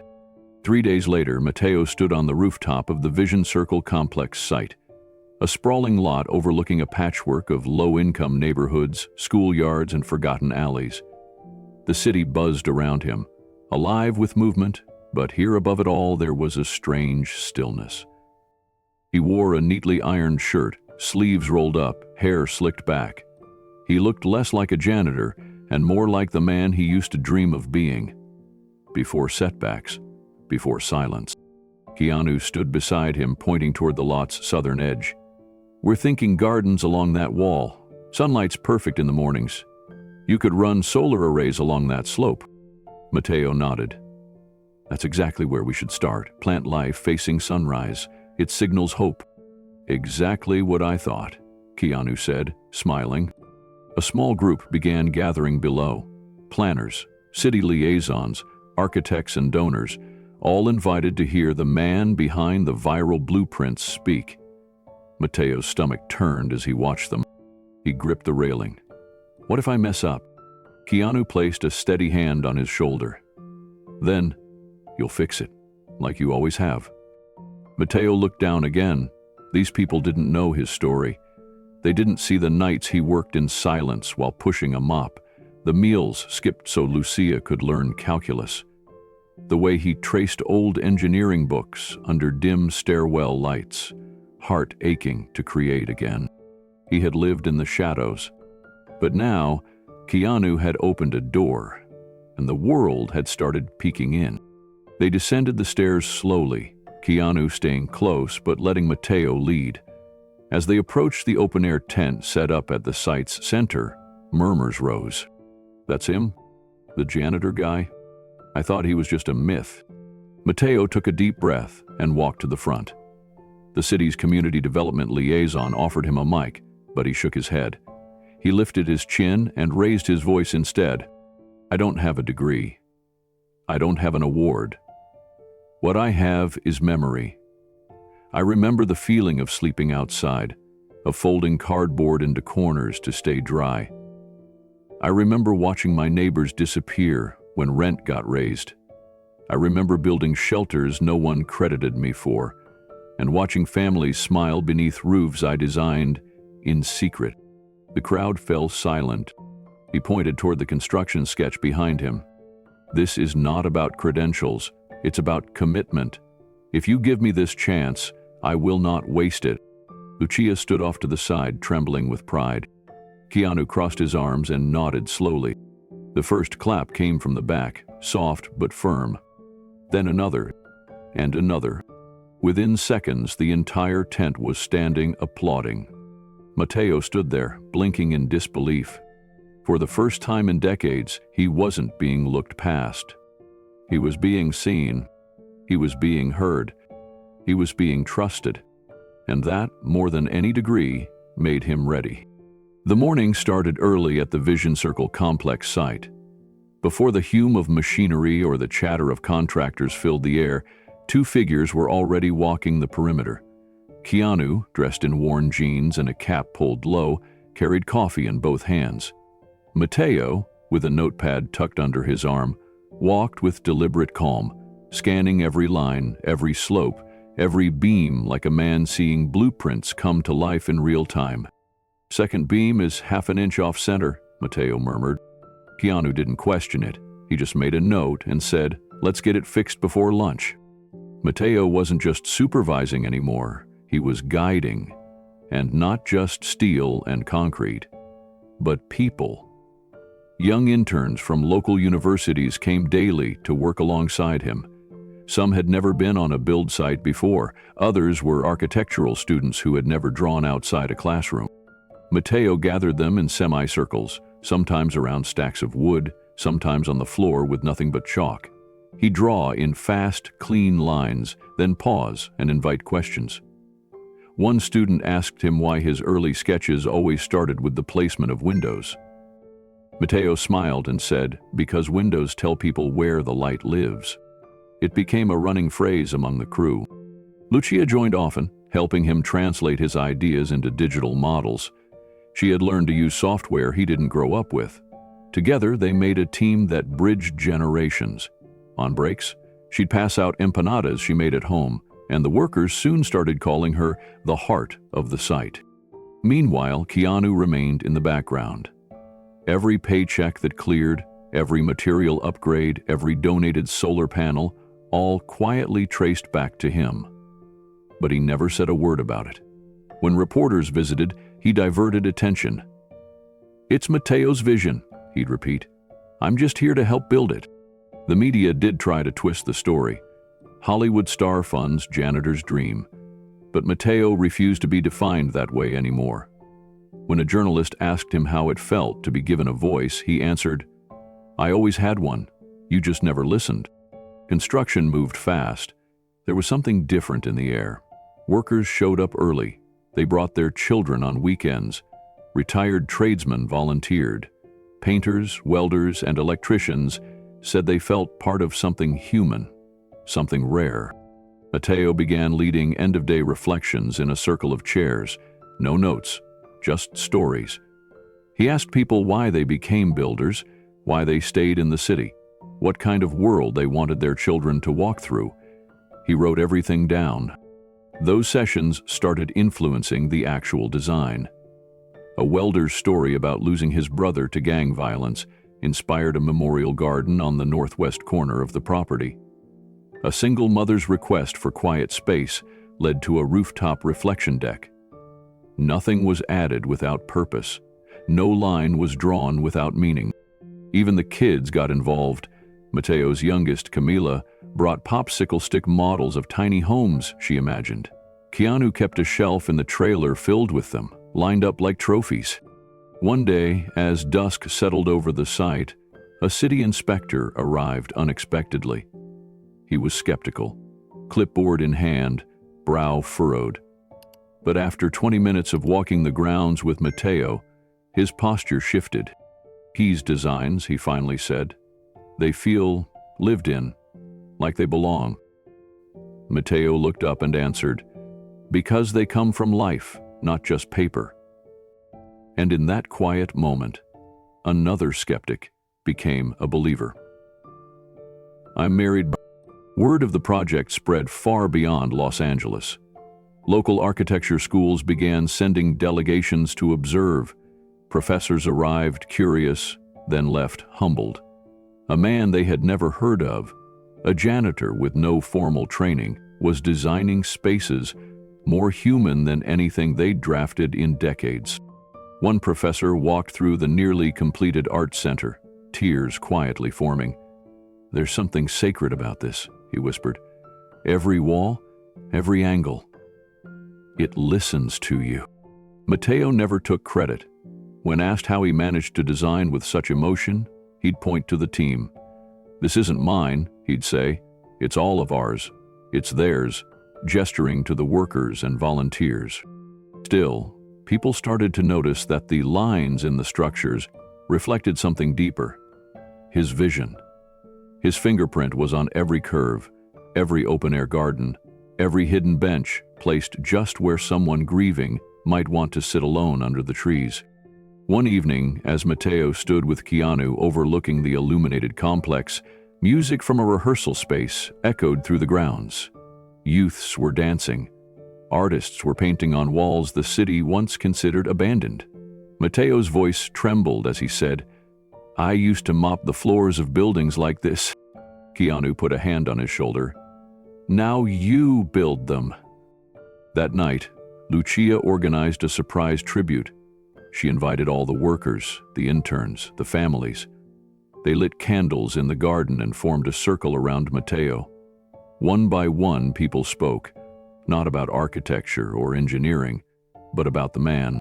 A young intern shared how she nearly quit school until Mateo showed her one of his childhood sketches and said, "This is what I drew when no one believed in me. Now you draw yours." A construction worker admitted that he used to drink every night after work, but coming to this site made him want to be a better man for his kids. Even the city inspector returned, not with notes or regulations, but with a plaque. "Outstanding Community Contribution," it read. But more powerful than the award was the moment he called Mateo by name, without hesitation, and said, "We're lucky you stayed in this city." Keanu quietly stepped back, watching Mateo absorb the gratitude, the awe, the overdue respect. And for once, Mateo didn't deflect. He bowed his head, then looked around the circle and said, "I'm not used to being seen, but I'm starting to believe maybe it's time I stop hiding." That sentence stayed with them. In the weeks that followed, muralists began painting Mateo's story on the side of the main community hall. Not a celebrity tribute, not a shrine, but a story in color. It showed a man pushing a mop in one panel, then guiding blueprints in another. Finally, surrounded by people he helped rise, the janitor was gone. In his place stood a teacher, a builder, a visionary. And for the first time in decades, Mateo stood tall in his own story, because someone, finally, had opened the door and said, "Come build with us." The day of the groundbreaking ceremony arrived beneath a crisp, cloudless sky. Rows of folding chairs lined the grass in front of the nearly completed community complex. Local media crews adjusted cameras, city officials rehearsed their remarks, and a well-dressed crowd of donors and dignitaries milled about, admiring the gleaming structures behind the stage. Keanu stood off to the side in a simple, dark blazer, his eyes quietly scanning the faces in the crowd. Nearby, Mateo fidgeted with the cuffs of his button-down shirt. He had insisted on dressing up for the event, though he still wore his old work boots. His children stood beside him, looking equally unsure of how to behave at such a polished affair. No one had told them where to sit, so they waited silently by the back hedge. The mayor stepped up to the podium first, smiling for the cameras. "Today we celebrate not just bricks and mortar, but hope," he began. "This project, funded by a generous benefactor, will stand as a beacon of inclusion and creativity for generations to come." He waved toward the buildings, and applause followed. One by one, officials and executives took turns praising the generosity of the anonymous donor, none knowing it was Keanu, and complimenting the city's progress. They used words like revitalization, partnership, and innovation. But not once did a single speaker mention the man who had designed every curve, garden, and light-filled corridor. Mateo remained in the shadows, standing behind a column, like he was still a custodian waiting for the event to end so he could sweep up after it. When the final speaker thanked the design team in vague terms and gestured broadly toward a few young architects in suits, Keanu's patience wore thin. He stepped forward. He didn't go to the podium, he walked straight into the center of the stage, took the microphone gently from the MC's hand and said, "I want to say something that should have been said from the beginning." The crowd hushed. There is someone here today who built this place from his heart, not with money, not with titles, not with public applause, but with vision, with courage, and with years of being overlooked. This space is beautiful because it came from someone who knows what it feels like to be invisible, and he built it so no one else ever has to feel that way again. Murmurs began. Keanu turned toward Mateo. "Mateo Alvarez," he said, his voice steady and reverent. "Would you come up here, please?" For a moment, Mateo didn't move. His hands were clenched at his sides. He looked behind him, as if Keanu were speaking to someone else. Then, his daughter gently touched his arm, whispering, "They're calling you, Papa." He stepped forward, slowly, the crowd parting to let him pass. His boots crunched on the gravel as he walked to the stage, head slightly bowed. When he climbed the last step, Keanu didn't speak. He simply turned toward the crowd, placing a hand lightly on Mateo's shoulder. The silence broke into applause. Then louder, and louder still. Some people rose to their feet, clapping as if trying to make up for all the years they'd failed to notice men like him. Others wiped their eyes, overcome by the quiet grace of the moment. Mateo stood at the center of it all, eyes wide, breathing deeply. He didn't smile. He didn't wave. He just stood still, soaking in what it meant to finally be seen. The applause lingered, echoing across the open plaza far longer than anyone expected. Keanu stepped back, allowing Mateo to take the spotlight. But Mateo's hands trembled slightly. He wasn't used to microphones or stages. His world had been quiet corridors, dusty supply closets, and late nights with pencil sketches only he believed in. He finally leaned toward the mic, hesitating before speaking. "I never thought I'd stand here," he began, his voice soft but clear. "For most of my life, I cleaned floors in places like this. I fixed broken lights no one noticed, emptied trash that people forgot was ever there. I used to think that was all I'd ever be, but I was wrong." He looked toward his children, who were now standing at the front of the crowd, tears in their eyes. "My kids used to ask me what I wanted to be when I was their age. I told them I never had the chance to dream big. I had to survive. But when they asked again last year, I said I wanted to build something. Just once. Something that lasted." He paused, emotion thick in his throat. "This place. It came from drawings I kept hidden under a mop bucket in my closet. I didn't think anyone would ever care. But one man did. He saw me, not as a janitor, not as a charity case, but as someone with a voice." He turned to Keanu, his voice breaking. "Thank you for believing in the invisible." There wasn't a dry eye left in the audience. People who had looked right past Mateo at events, in lobbies, even in this very neighborhood, were now seeing him fully, for the first time. A few young architects from the firm stepped forward and applauded him directly, nodding in admiration. The mayor returned to the mic, visibly humbled. "Mr. Alvarez," he said, "on behalf of the city, we would be honored to recognize your contribution today. Your name will be etched at the entrance of this complex, not because you were a janitor who beat the odds, but because you were the architect who built a future." The plaque was brought forward, newly engraved overnight. It read, "Designed by Mateo Alvarez, visionary, father, builder of hope." Keanu smiled, quietly stepping down from the stage to give Mateo the moment he had earned. Mateo's children ran up and hugged him, clinging to his sides.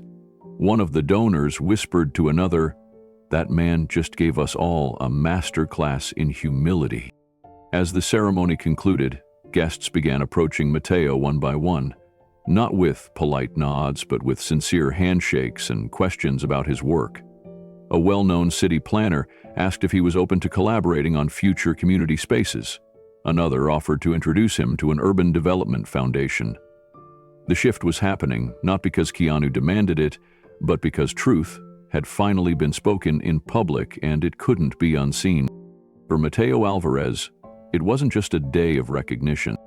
It was the day he stepped fully into the identity he had always carried, deep inside. Builder, dreamer, father, and now, leader. The ceremony had ended. The chairs were empty now, the cameras packed away. Laughter had faded into the night, replaced by the quiet hum of distant traffic, and the soft rustle of wind through the scaffolding of the site. The ground was still fresh from the shovels. Mateo's children had gone home. City officials had shaken hands, posed for photos, and vanished. But two men remained behind, standing in the shadow of the future they had just begun to build. Keanu leaned on the edge of a concrete slab, gazing at the outline of what would become the Arts and Housing Center. Lights twinkled in the distance, but his expression was unreadable. He didn't look like a movie star tonight. No red carpet, no designer suit, just worn jeans, a loose jacket, and a stillness that clung to him like gravity. Mateo walked over slowly, holding two steaming paper cups of tea. He handed one to Keanu, who nodded in thanks without speaking. They sipped in silence for a few moments. Then Keanu spoke. "I've stood on some of the biggest stages in the world, premieres, awards, standing ovations, but nothing felt like that moment when they stood and clapped for you today." Mateo didn't answer at first. He stared at the dirt beneath their feet, the same soil where he'd once pushed a mop across a university floor for barely enough pay to feed his kids. Keanu continued, voice low. "In that elevator, I thought I was the one offering you comfort. I had no idea I was about to meet someone who'd completely reshape how I see the world." Mateo's brow furrowed. "You are still seeing too much in me." "No," Keanu said. "I'm seeing what was always there, and I hate that it took near death for me to finally notice people like you." Mateo looked up, finally meeting his eyes. "We were just two men stuck in a box, but sometimes it takes being still to see what's real." Keanu laughed softly. "That hour taught me more than years in Hollywood ever did. I used to think I knew how to connect with people, but it turns out I just knew how to be seen, not how to see." Mateo's hand trembled slightly, but his voice was steady. "You gave me back my voice, and I gave you back your faith. That's the trait of human connection." Keanu turned his head slowly toward him. "That line, that's going to stay with me." Mateo gave a small, knowing smile. It should. It should have. The silence between them returned, but this time it wasn't heavy. It was full. Not awkward, not strained, just the kind of silence that two people share when they've said the things that matter most. Keanu sat down on a concrete block, cradling his tea. His breath curled into the cool night air. Mateo remained standing, looking at the beginnings of the foundation. Wooden stakes, ropes, and chalk lines marked out what would someday become gathering halls, art studios, classrooms, and homes.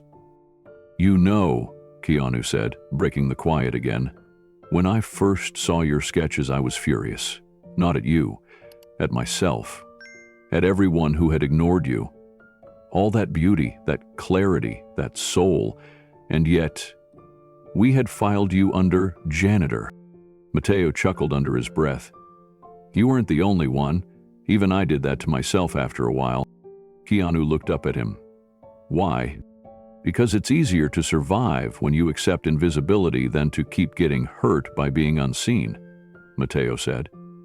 "After a few years, you start to believe that being ignored is better than being disappointed again." Keanu shook his head slowly. "That's heartbreaking." Mateo took a seat beside him. "It's just life. When my wife died, I stopped drawing for years. I kept everything inside. The blueprints you saw, they weren't new. Some of them were older than my kids. I drew them when I still believed the world had room for dreams." Keanu's expression tightened. "And yet, you never threw them away." "I couldn't. They were the only pieces of me I had left," Mateo paused. "Until you looked at them and didn't laugh." Keanu rested his elbows on his knees, head bowed. "I've played architects on screen.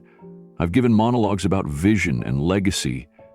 But I never built anything real until I met you. And the irony is, I never intended to. I was just trying to say thank you for pulling me through that panic." "You did say thank you," Mateo replied. "You listened. You remembered. You showed up. And now, Keanu added, the world is watching. Not just me, you, your ideas, your story. It's out there. Mateo tilted his head, voice quieter now. Does that scare you? Keanu smiled faintly. No, but it humbles me. I spent years trying to be seen, when I should have been looking at who was already there, standing in the corners, making everything work. Mateo looked down at his calloused hands. I used to think success meant recognition, fame. But now, I think it means impact. Keanu nodded. And you've made one. Not just on this building, on the people watching, on me. Mateo exhaled deeply, the emotion quietly rising in his chest. I still don't know how to carry this new attention. I'm not a public speaker. I'm not polished. You're human, Keanu said. And that's what people crave. Not polish, not speeches, just truth. They sat in stillness again, the wind gently sweeping dust across the stone. The night had grown deeper. The stars had come out. A few construction lights glowed behind them, but their faces were lit mostly by the soft moonlight. Mateo turned toward Keanu. So what happens next? Keanu smiled and looked out at the site. We keep building. Together? Mateo asked. Keanu looked at him and said, always. Mateo stood up and looked back at the empty lot, slowly becoming something more than steel and stone. Funny, he said, voice soft. All those years scrubbing floors, I never imagined I'd leave anything behind that mattered. Keanu rose beside him. You already have. Even if no one ever sees another blueprint, you've changed the people around you, your kids, your students, me. Mateo nodded slowly. I used to dream of building cathedrals, places that touch the sky. But I think I've come to realize something. The highest walls aren't made of stone. They're made of courage and someone believing in you. Keanu's eyes glistened. You built that, long before we ever broke ground. The two men stood side by side, looking out at the open framework of a future that once seemed impossible. Behind them, the voices of volunteers and workers still lingered faintly in the air, distant but alive. For the first time in decades, Mateo felt seen, not just for what he could do, but for who he was. And Keanu? He had found something he never expected in that elevator long ago. Not just help, not just grace. He had found a mirror, a friend, a reason to believe again. 1 year later, the block that had once been marked by broken sidewalks and empty lots now pulsed with life. What had begun as pencil sketches on worn paper had become something real. Mateo's vision had risen from the ground and bloomed like a long-forgotten seed finally kissed by sun and water. At the corner of the development stood the centerpiece, a community theater with large arched windows, carved wooden doors, and walls that seemed to breathe creativity. Its design was both timeless and deeply personal, with small etchings hidden throughout, symbols of Mateo's journey, his children, and the quiet figures who had once lifted him when the world didn't see. Across from the theater stood the housing complex. It wasn't tall or flashy, but it radiated dignity. Families walked hand in hand through green courtyards. Children laughed beside murals that depicted scenes from Mateo's past. One of them surprisingly featured a janitor holding a mop like a scepter, standing in front of a blueprint. A ribbon-cutting ceremony had taken place just a week earlier. Mateo, dressed in a clean button-down shirt and slacks his son picked out, had been given the honor of cutting the ribbon. Cameras flashed, reporters scrambled, and though his hands trembled slightly, his voice did not. This isn't just a place, Mateo had said to the crowd. It's a promise. A promise that every forgotten voice matters, that art and home and hope belong to everyone, no matter their title. Standing nearby, Keanu watched with a soft smile. He didn't speak. He didn't need to. His eyes said everything. What followed in the weeks after the opening was something neither of them could have imagined. Word of the project spread beyond Los Angeles. A group of architects from Chicago flew in just to walk through the complex. A city planner from Detroit asked for a private meeting with Mateo. A journalist from New York ran a full-page article titled, "The Janitor Who Designed a Miracle." The story rippled outward. Young architecture students began sending messages, some handwritten, some via email, asking if they could learn from him. One letter from a young woman in New Mexico said, "I didn't think someone like me could ever be an architect. Now I know I just needed to see someone like me do it first." Mateo read that one aloud to his daughter one evening and wept. But it wasn't just aspiring architects who were moved. Teachers, laborers, artists, and even business leaders reached out, many of them confessing their own doubts about their self-worth.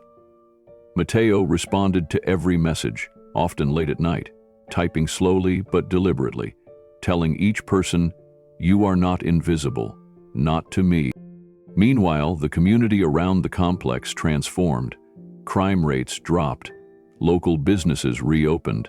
A corner bookstore that had been shuttered for 5 years came back to life after foot traffic surged from families attending theater events.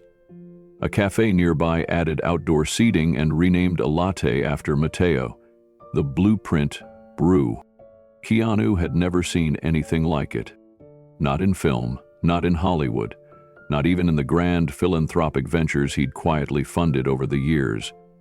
This was different. It was personal. It was rooted in trust, in the belief that ordinary people held extraordinary potential if someone simply chose to believe in them. And all of it had started in an elevator. Inside the theater, a new program had launched. It was called Found Voices. Twice a week, local kids and teens gathered after school to write, paint, build stage sets, and share stories from their lives. Mateo often sat in the back during the writing circles, quietly sketching or simply listening. He didn't direct. He empowered. One evening, a boy named Jalen stood up to share a monologue he'd written.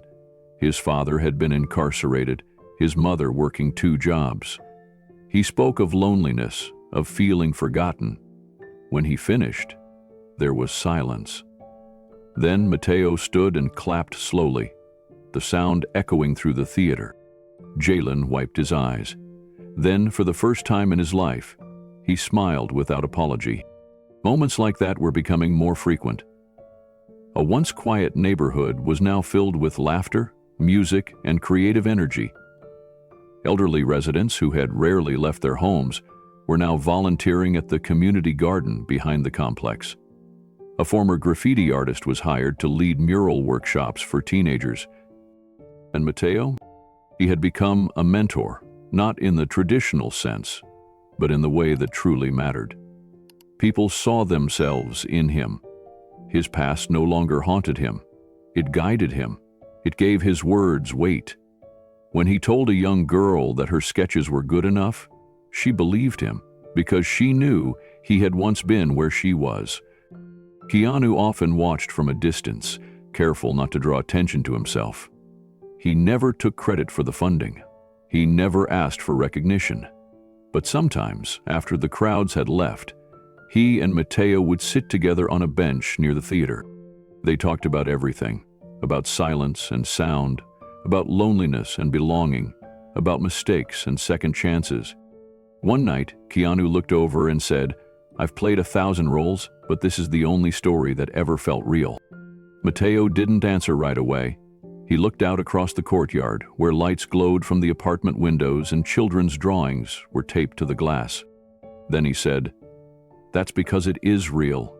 You helped build it. Not just with money, with faith." And for once, Keanu didn't deflect. He simply nodded. A year after the project began, letters started arriving from other cities. Small towns in Ohio, schools in New Mexico, a mayor in Portland. They had heard about the man who once swept floors and now inspired a movement. They wanted to replicate the model. An arts and housing complex designed with dignity, rooted in community. Mateo, once invisible, was now being invited to keynote architecture conferences. But he always returned home, to the quiet corner where it all began. One evening, during a community dinner under string lights in the courtyard, a teenager leaned over and asked Mateo if he ever imagined this life. He smiled.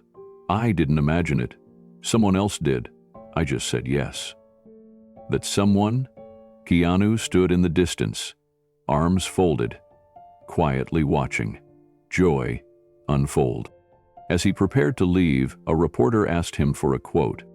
Keanu turned to the camera and said, "One forgotten janitor reminded us all that greatness doesn't fade. It only waits to be seen." The screen faded to black as children's laughter echoed. In that sound was the legacy of a man who had been overlooked, until the world finally opened its eyes. The sun filtered gently through the glass roof of the new Arts Center, casting golden light across a large marble plaque just outside the main entrance. It read, "Mateo Alvarez, Builder of Dreams." Below the inscription, etched into stone, were the years he served quietly as a janitor and the years he spent designing homes, schools, and theaters that would outlast generations. A smaller line underneath bore a simple phrase, "Vision needs no spotlight, just space to rise." Inside the building, a young woman stood at the head of a circle of students. She was speaking softly, but with unmistakable confidence. Her eyes sparkled with the same quiet intensity Mateo had once carried, the same fire he had kept hidden behind years of broom handles and bucket wheels. Her name was Camila Alvarez, Mateo's daughter. She had just finished presenting the first model of her latest project, a fusion of sustainable architecture and cultural heritage spaces for underserved Latino communities in California. The presentation was flawless, every beam and walkway a tribute not just to her skill, but to her roots. She looked up as the audience of students and city officials applauded. In that moment, she didn't just resemble her father, she extended him. After the applause faded, Keanu Reeves stepped up to say a few words. His hair had streaks of gray now, but his presence hadn't faded in the slightest. His voice was calm, deep, and reverent. "I remember the night your father and I got stuck in an elevator," Keanu began. "I was frustrated, late for something I've long forgotten. But that night, it turns out, I wasn't stuck, I was being freed. Freed from my own narrow view of what brilliance looks like, where legacy begins and who gets to shape the world. Your father did more than draw buildings. He drew people out of hiding." The room was completely still. Keanu placed his hand over the plaque and gave it a gentle tap. "This isn't just for Mateo. It's for every man and woman who's been overlooked, mislabeled, or silenced. He taught us that sometimes the greatest minds are the ones wearing utility belts, not suits." Camila approached and took his hand, her voice trembling with emotion. "He always said your kindness gave him back his voice." Keanu nodded. "And he gave me back my faith."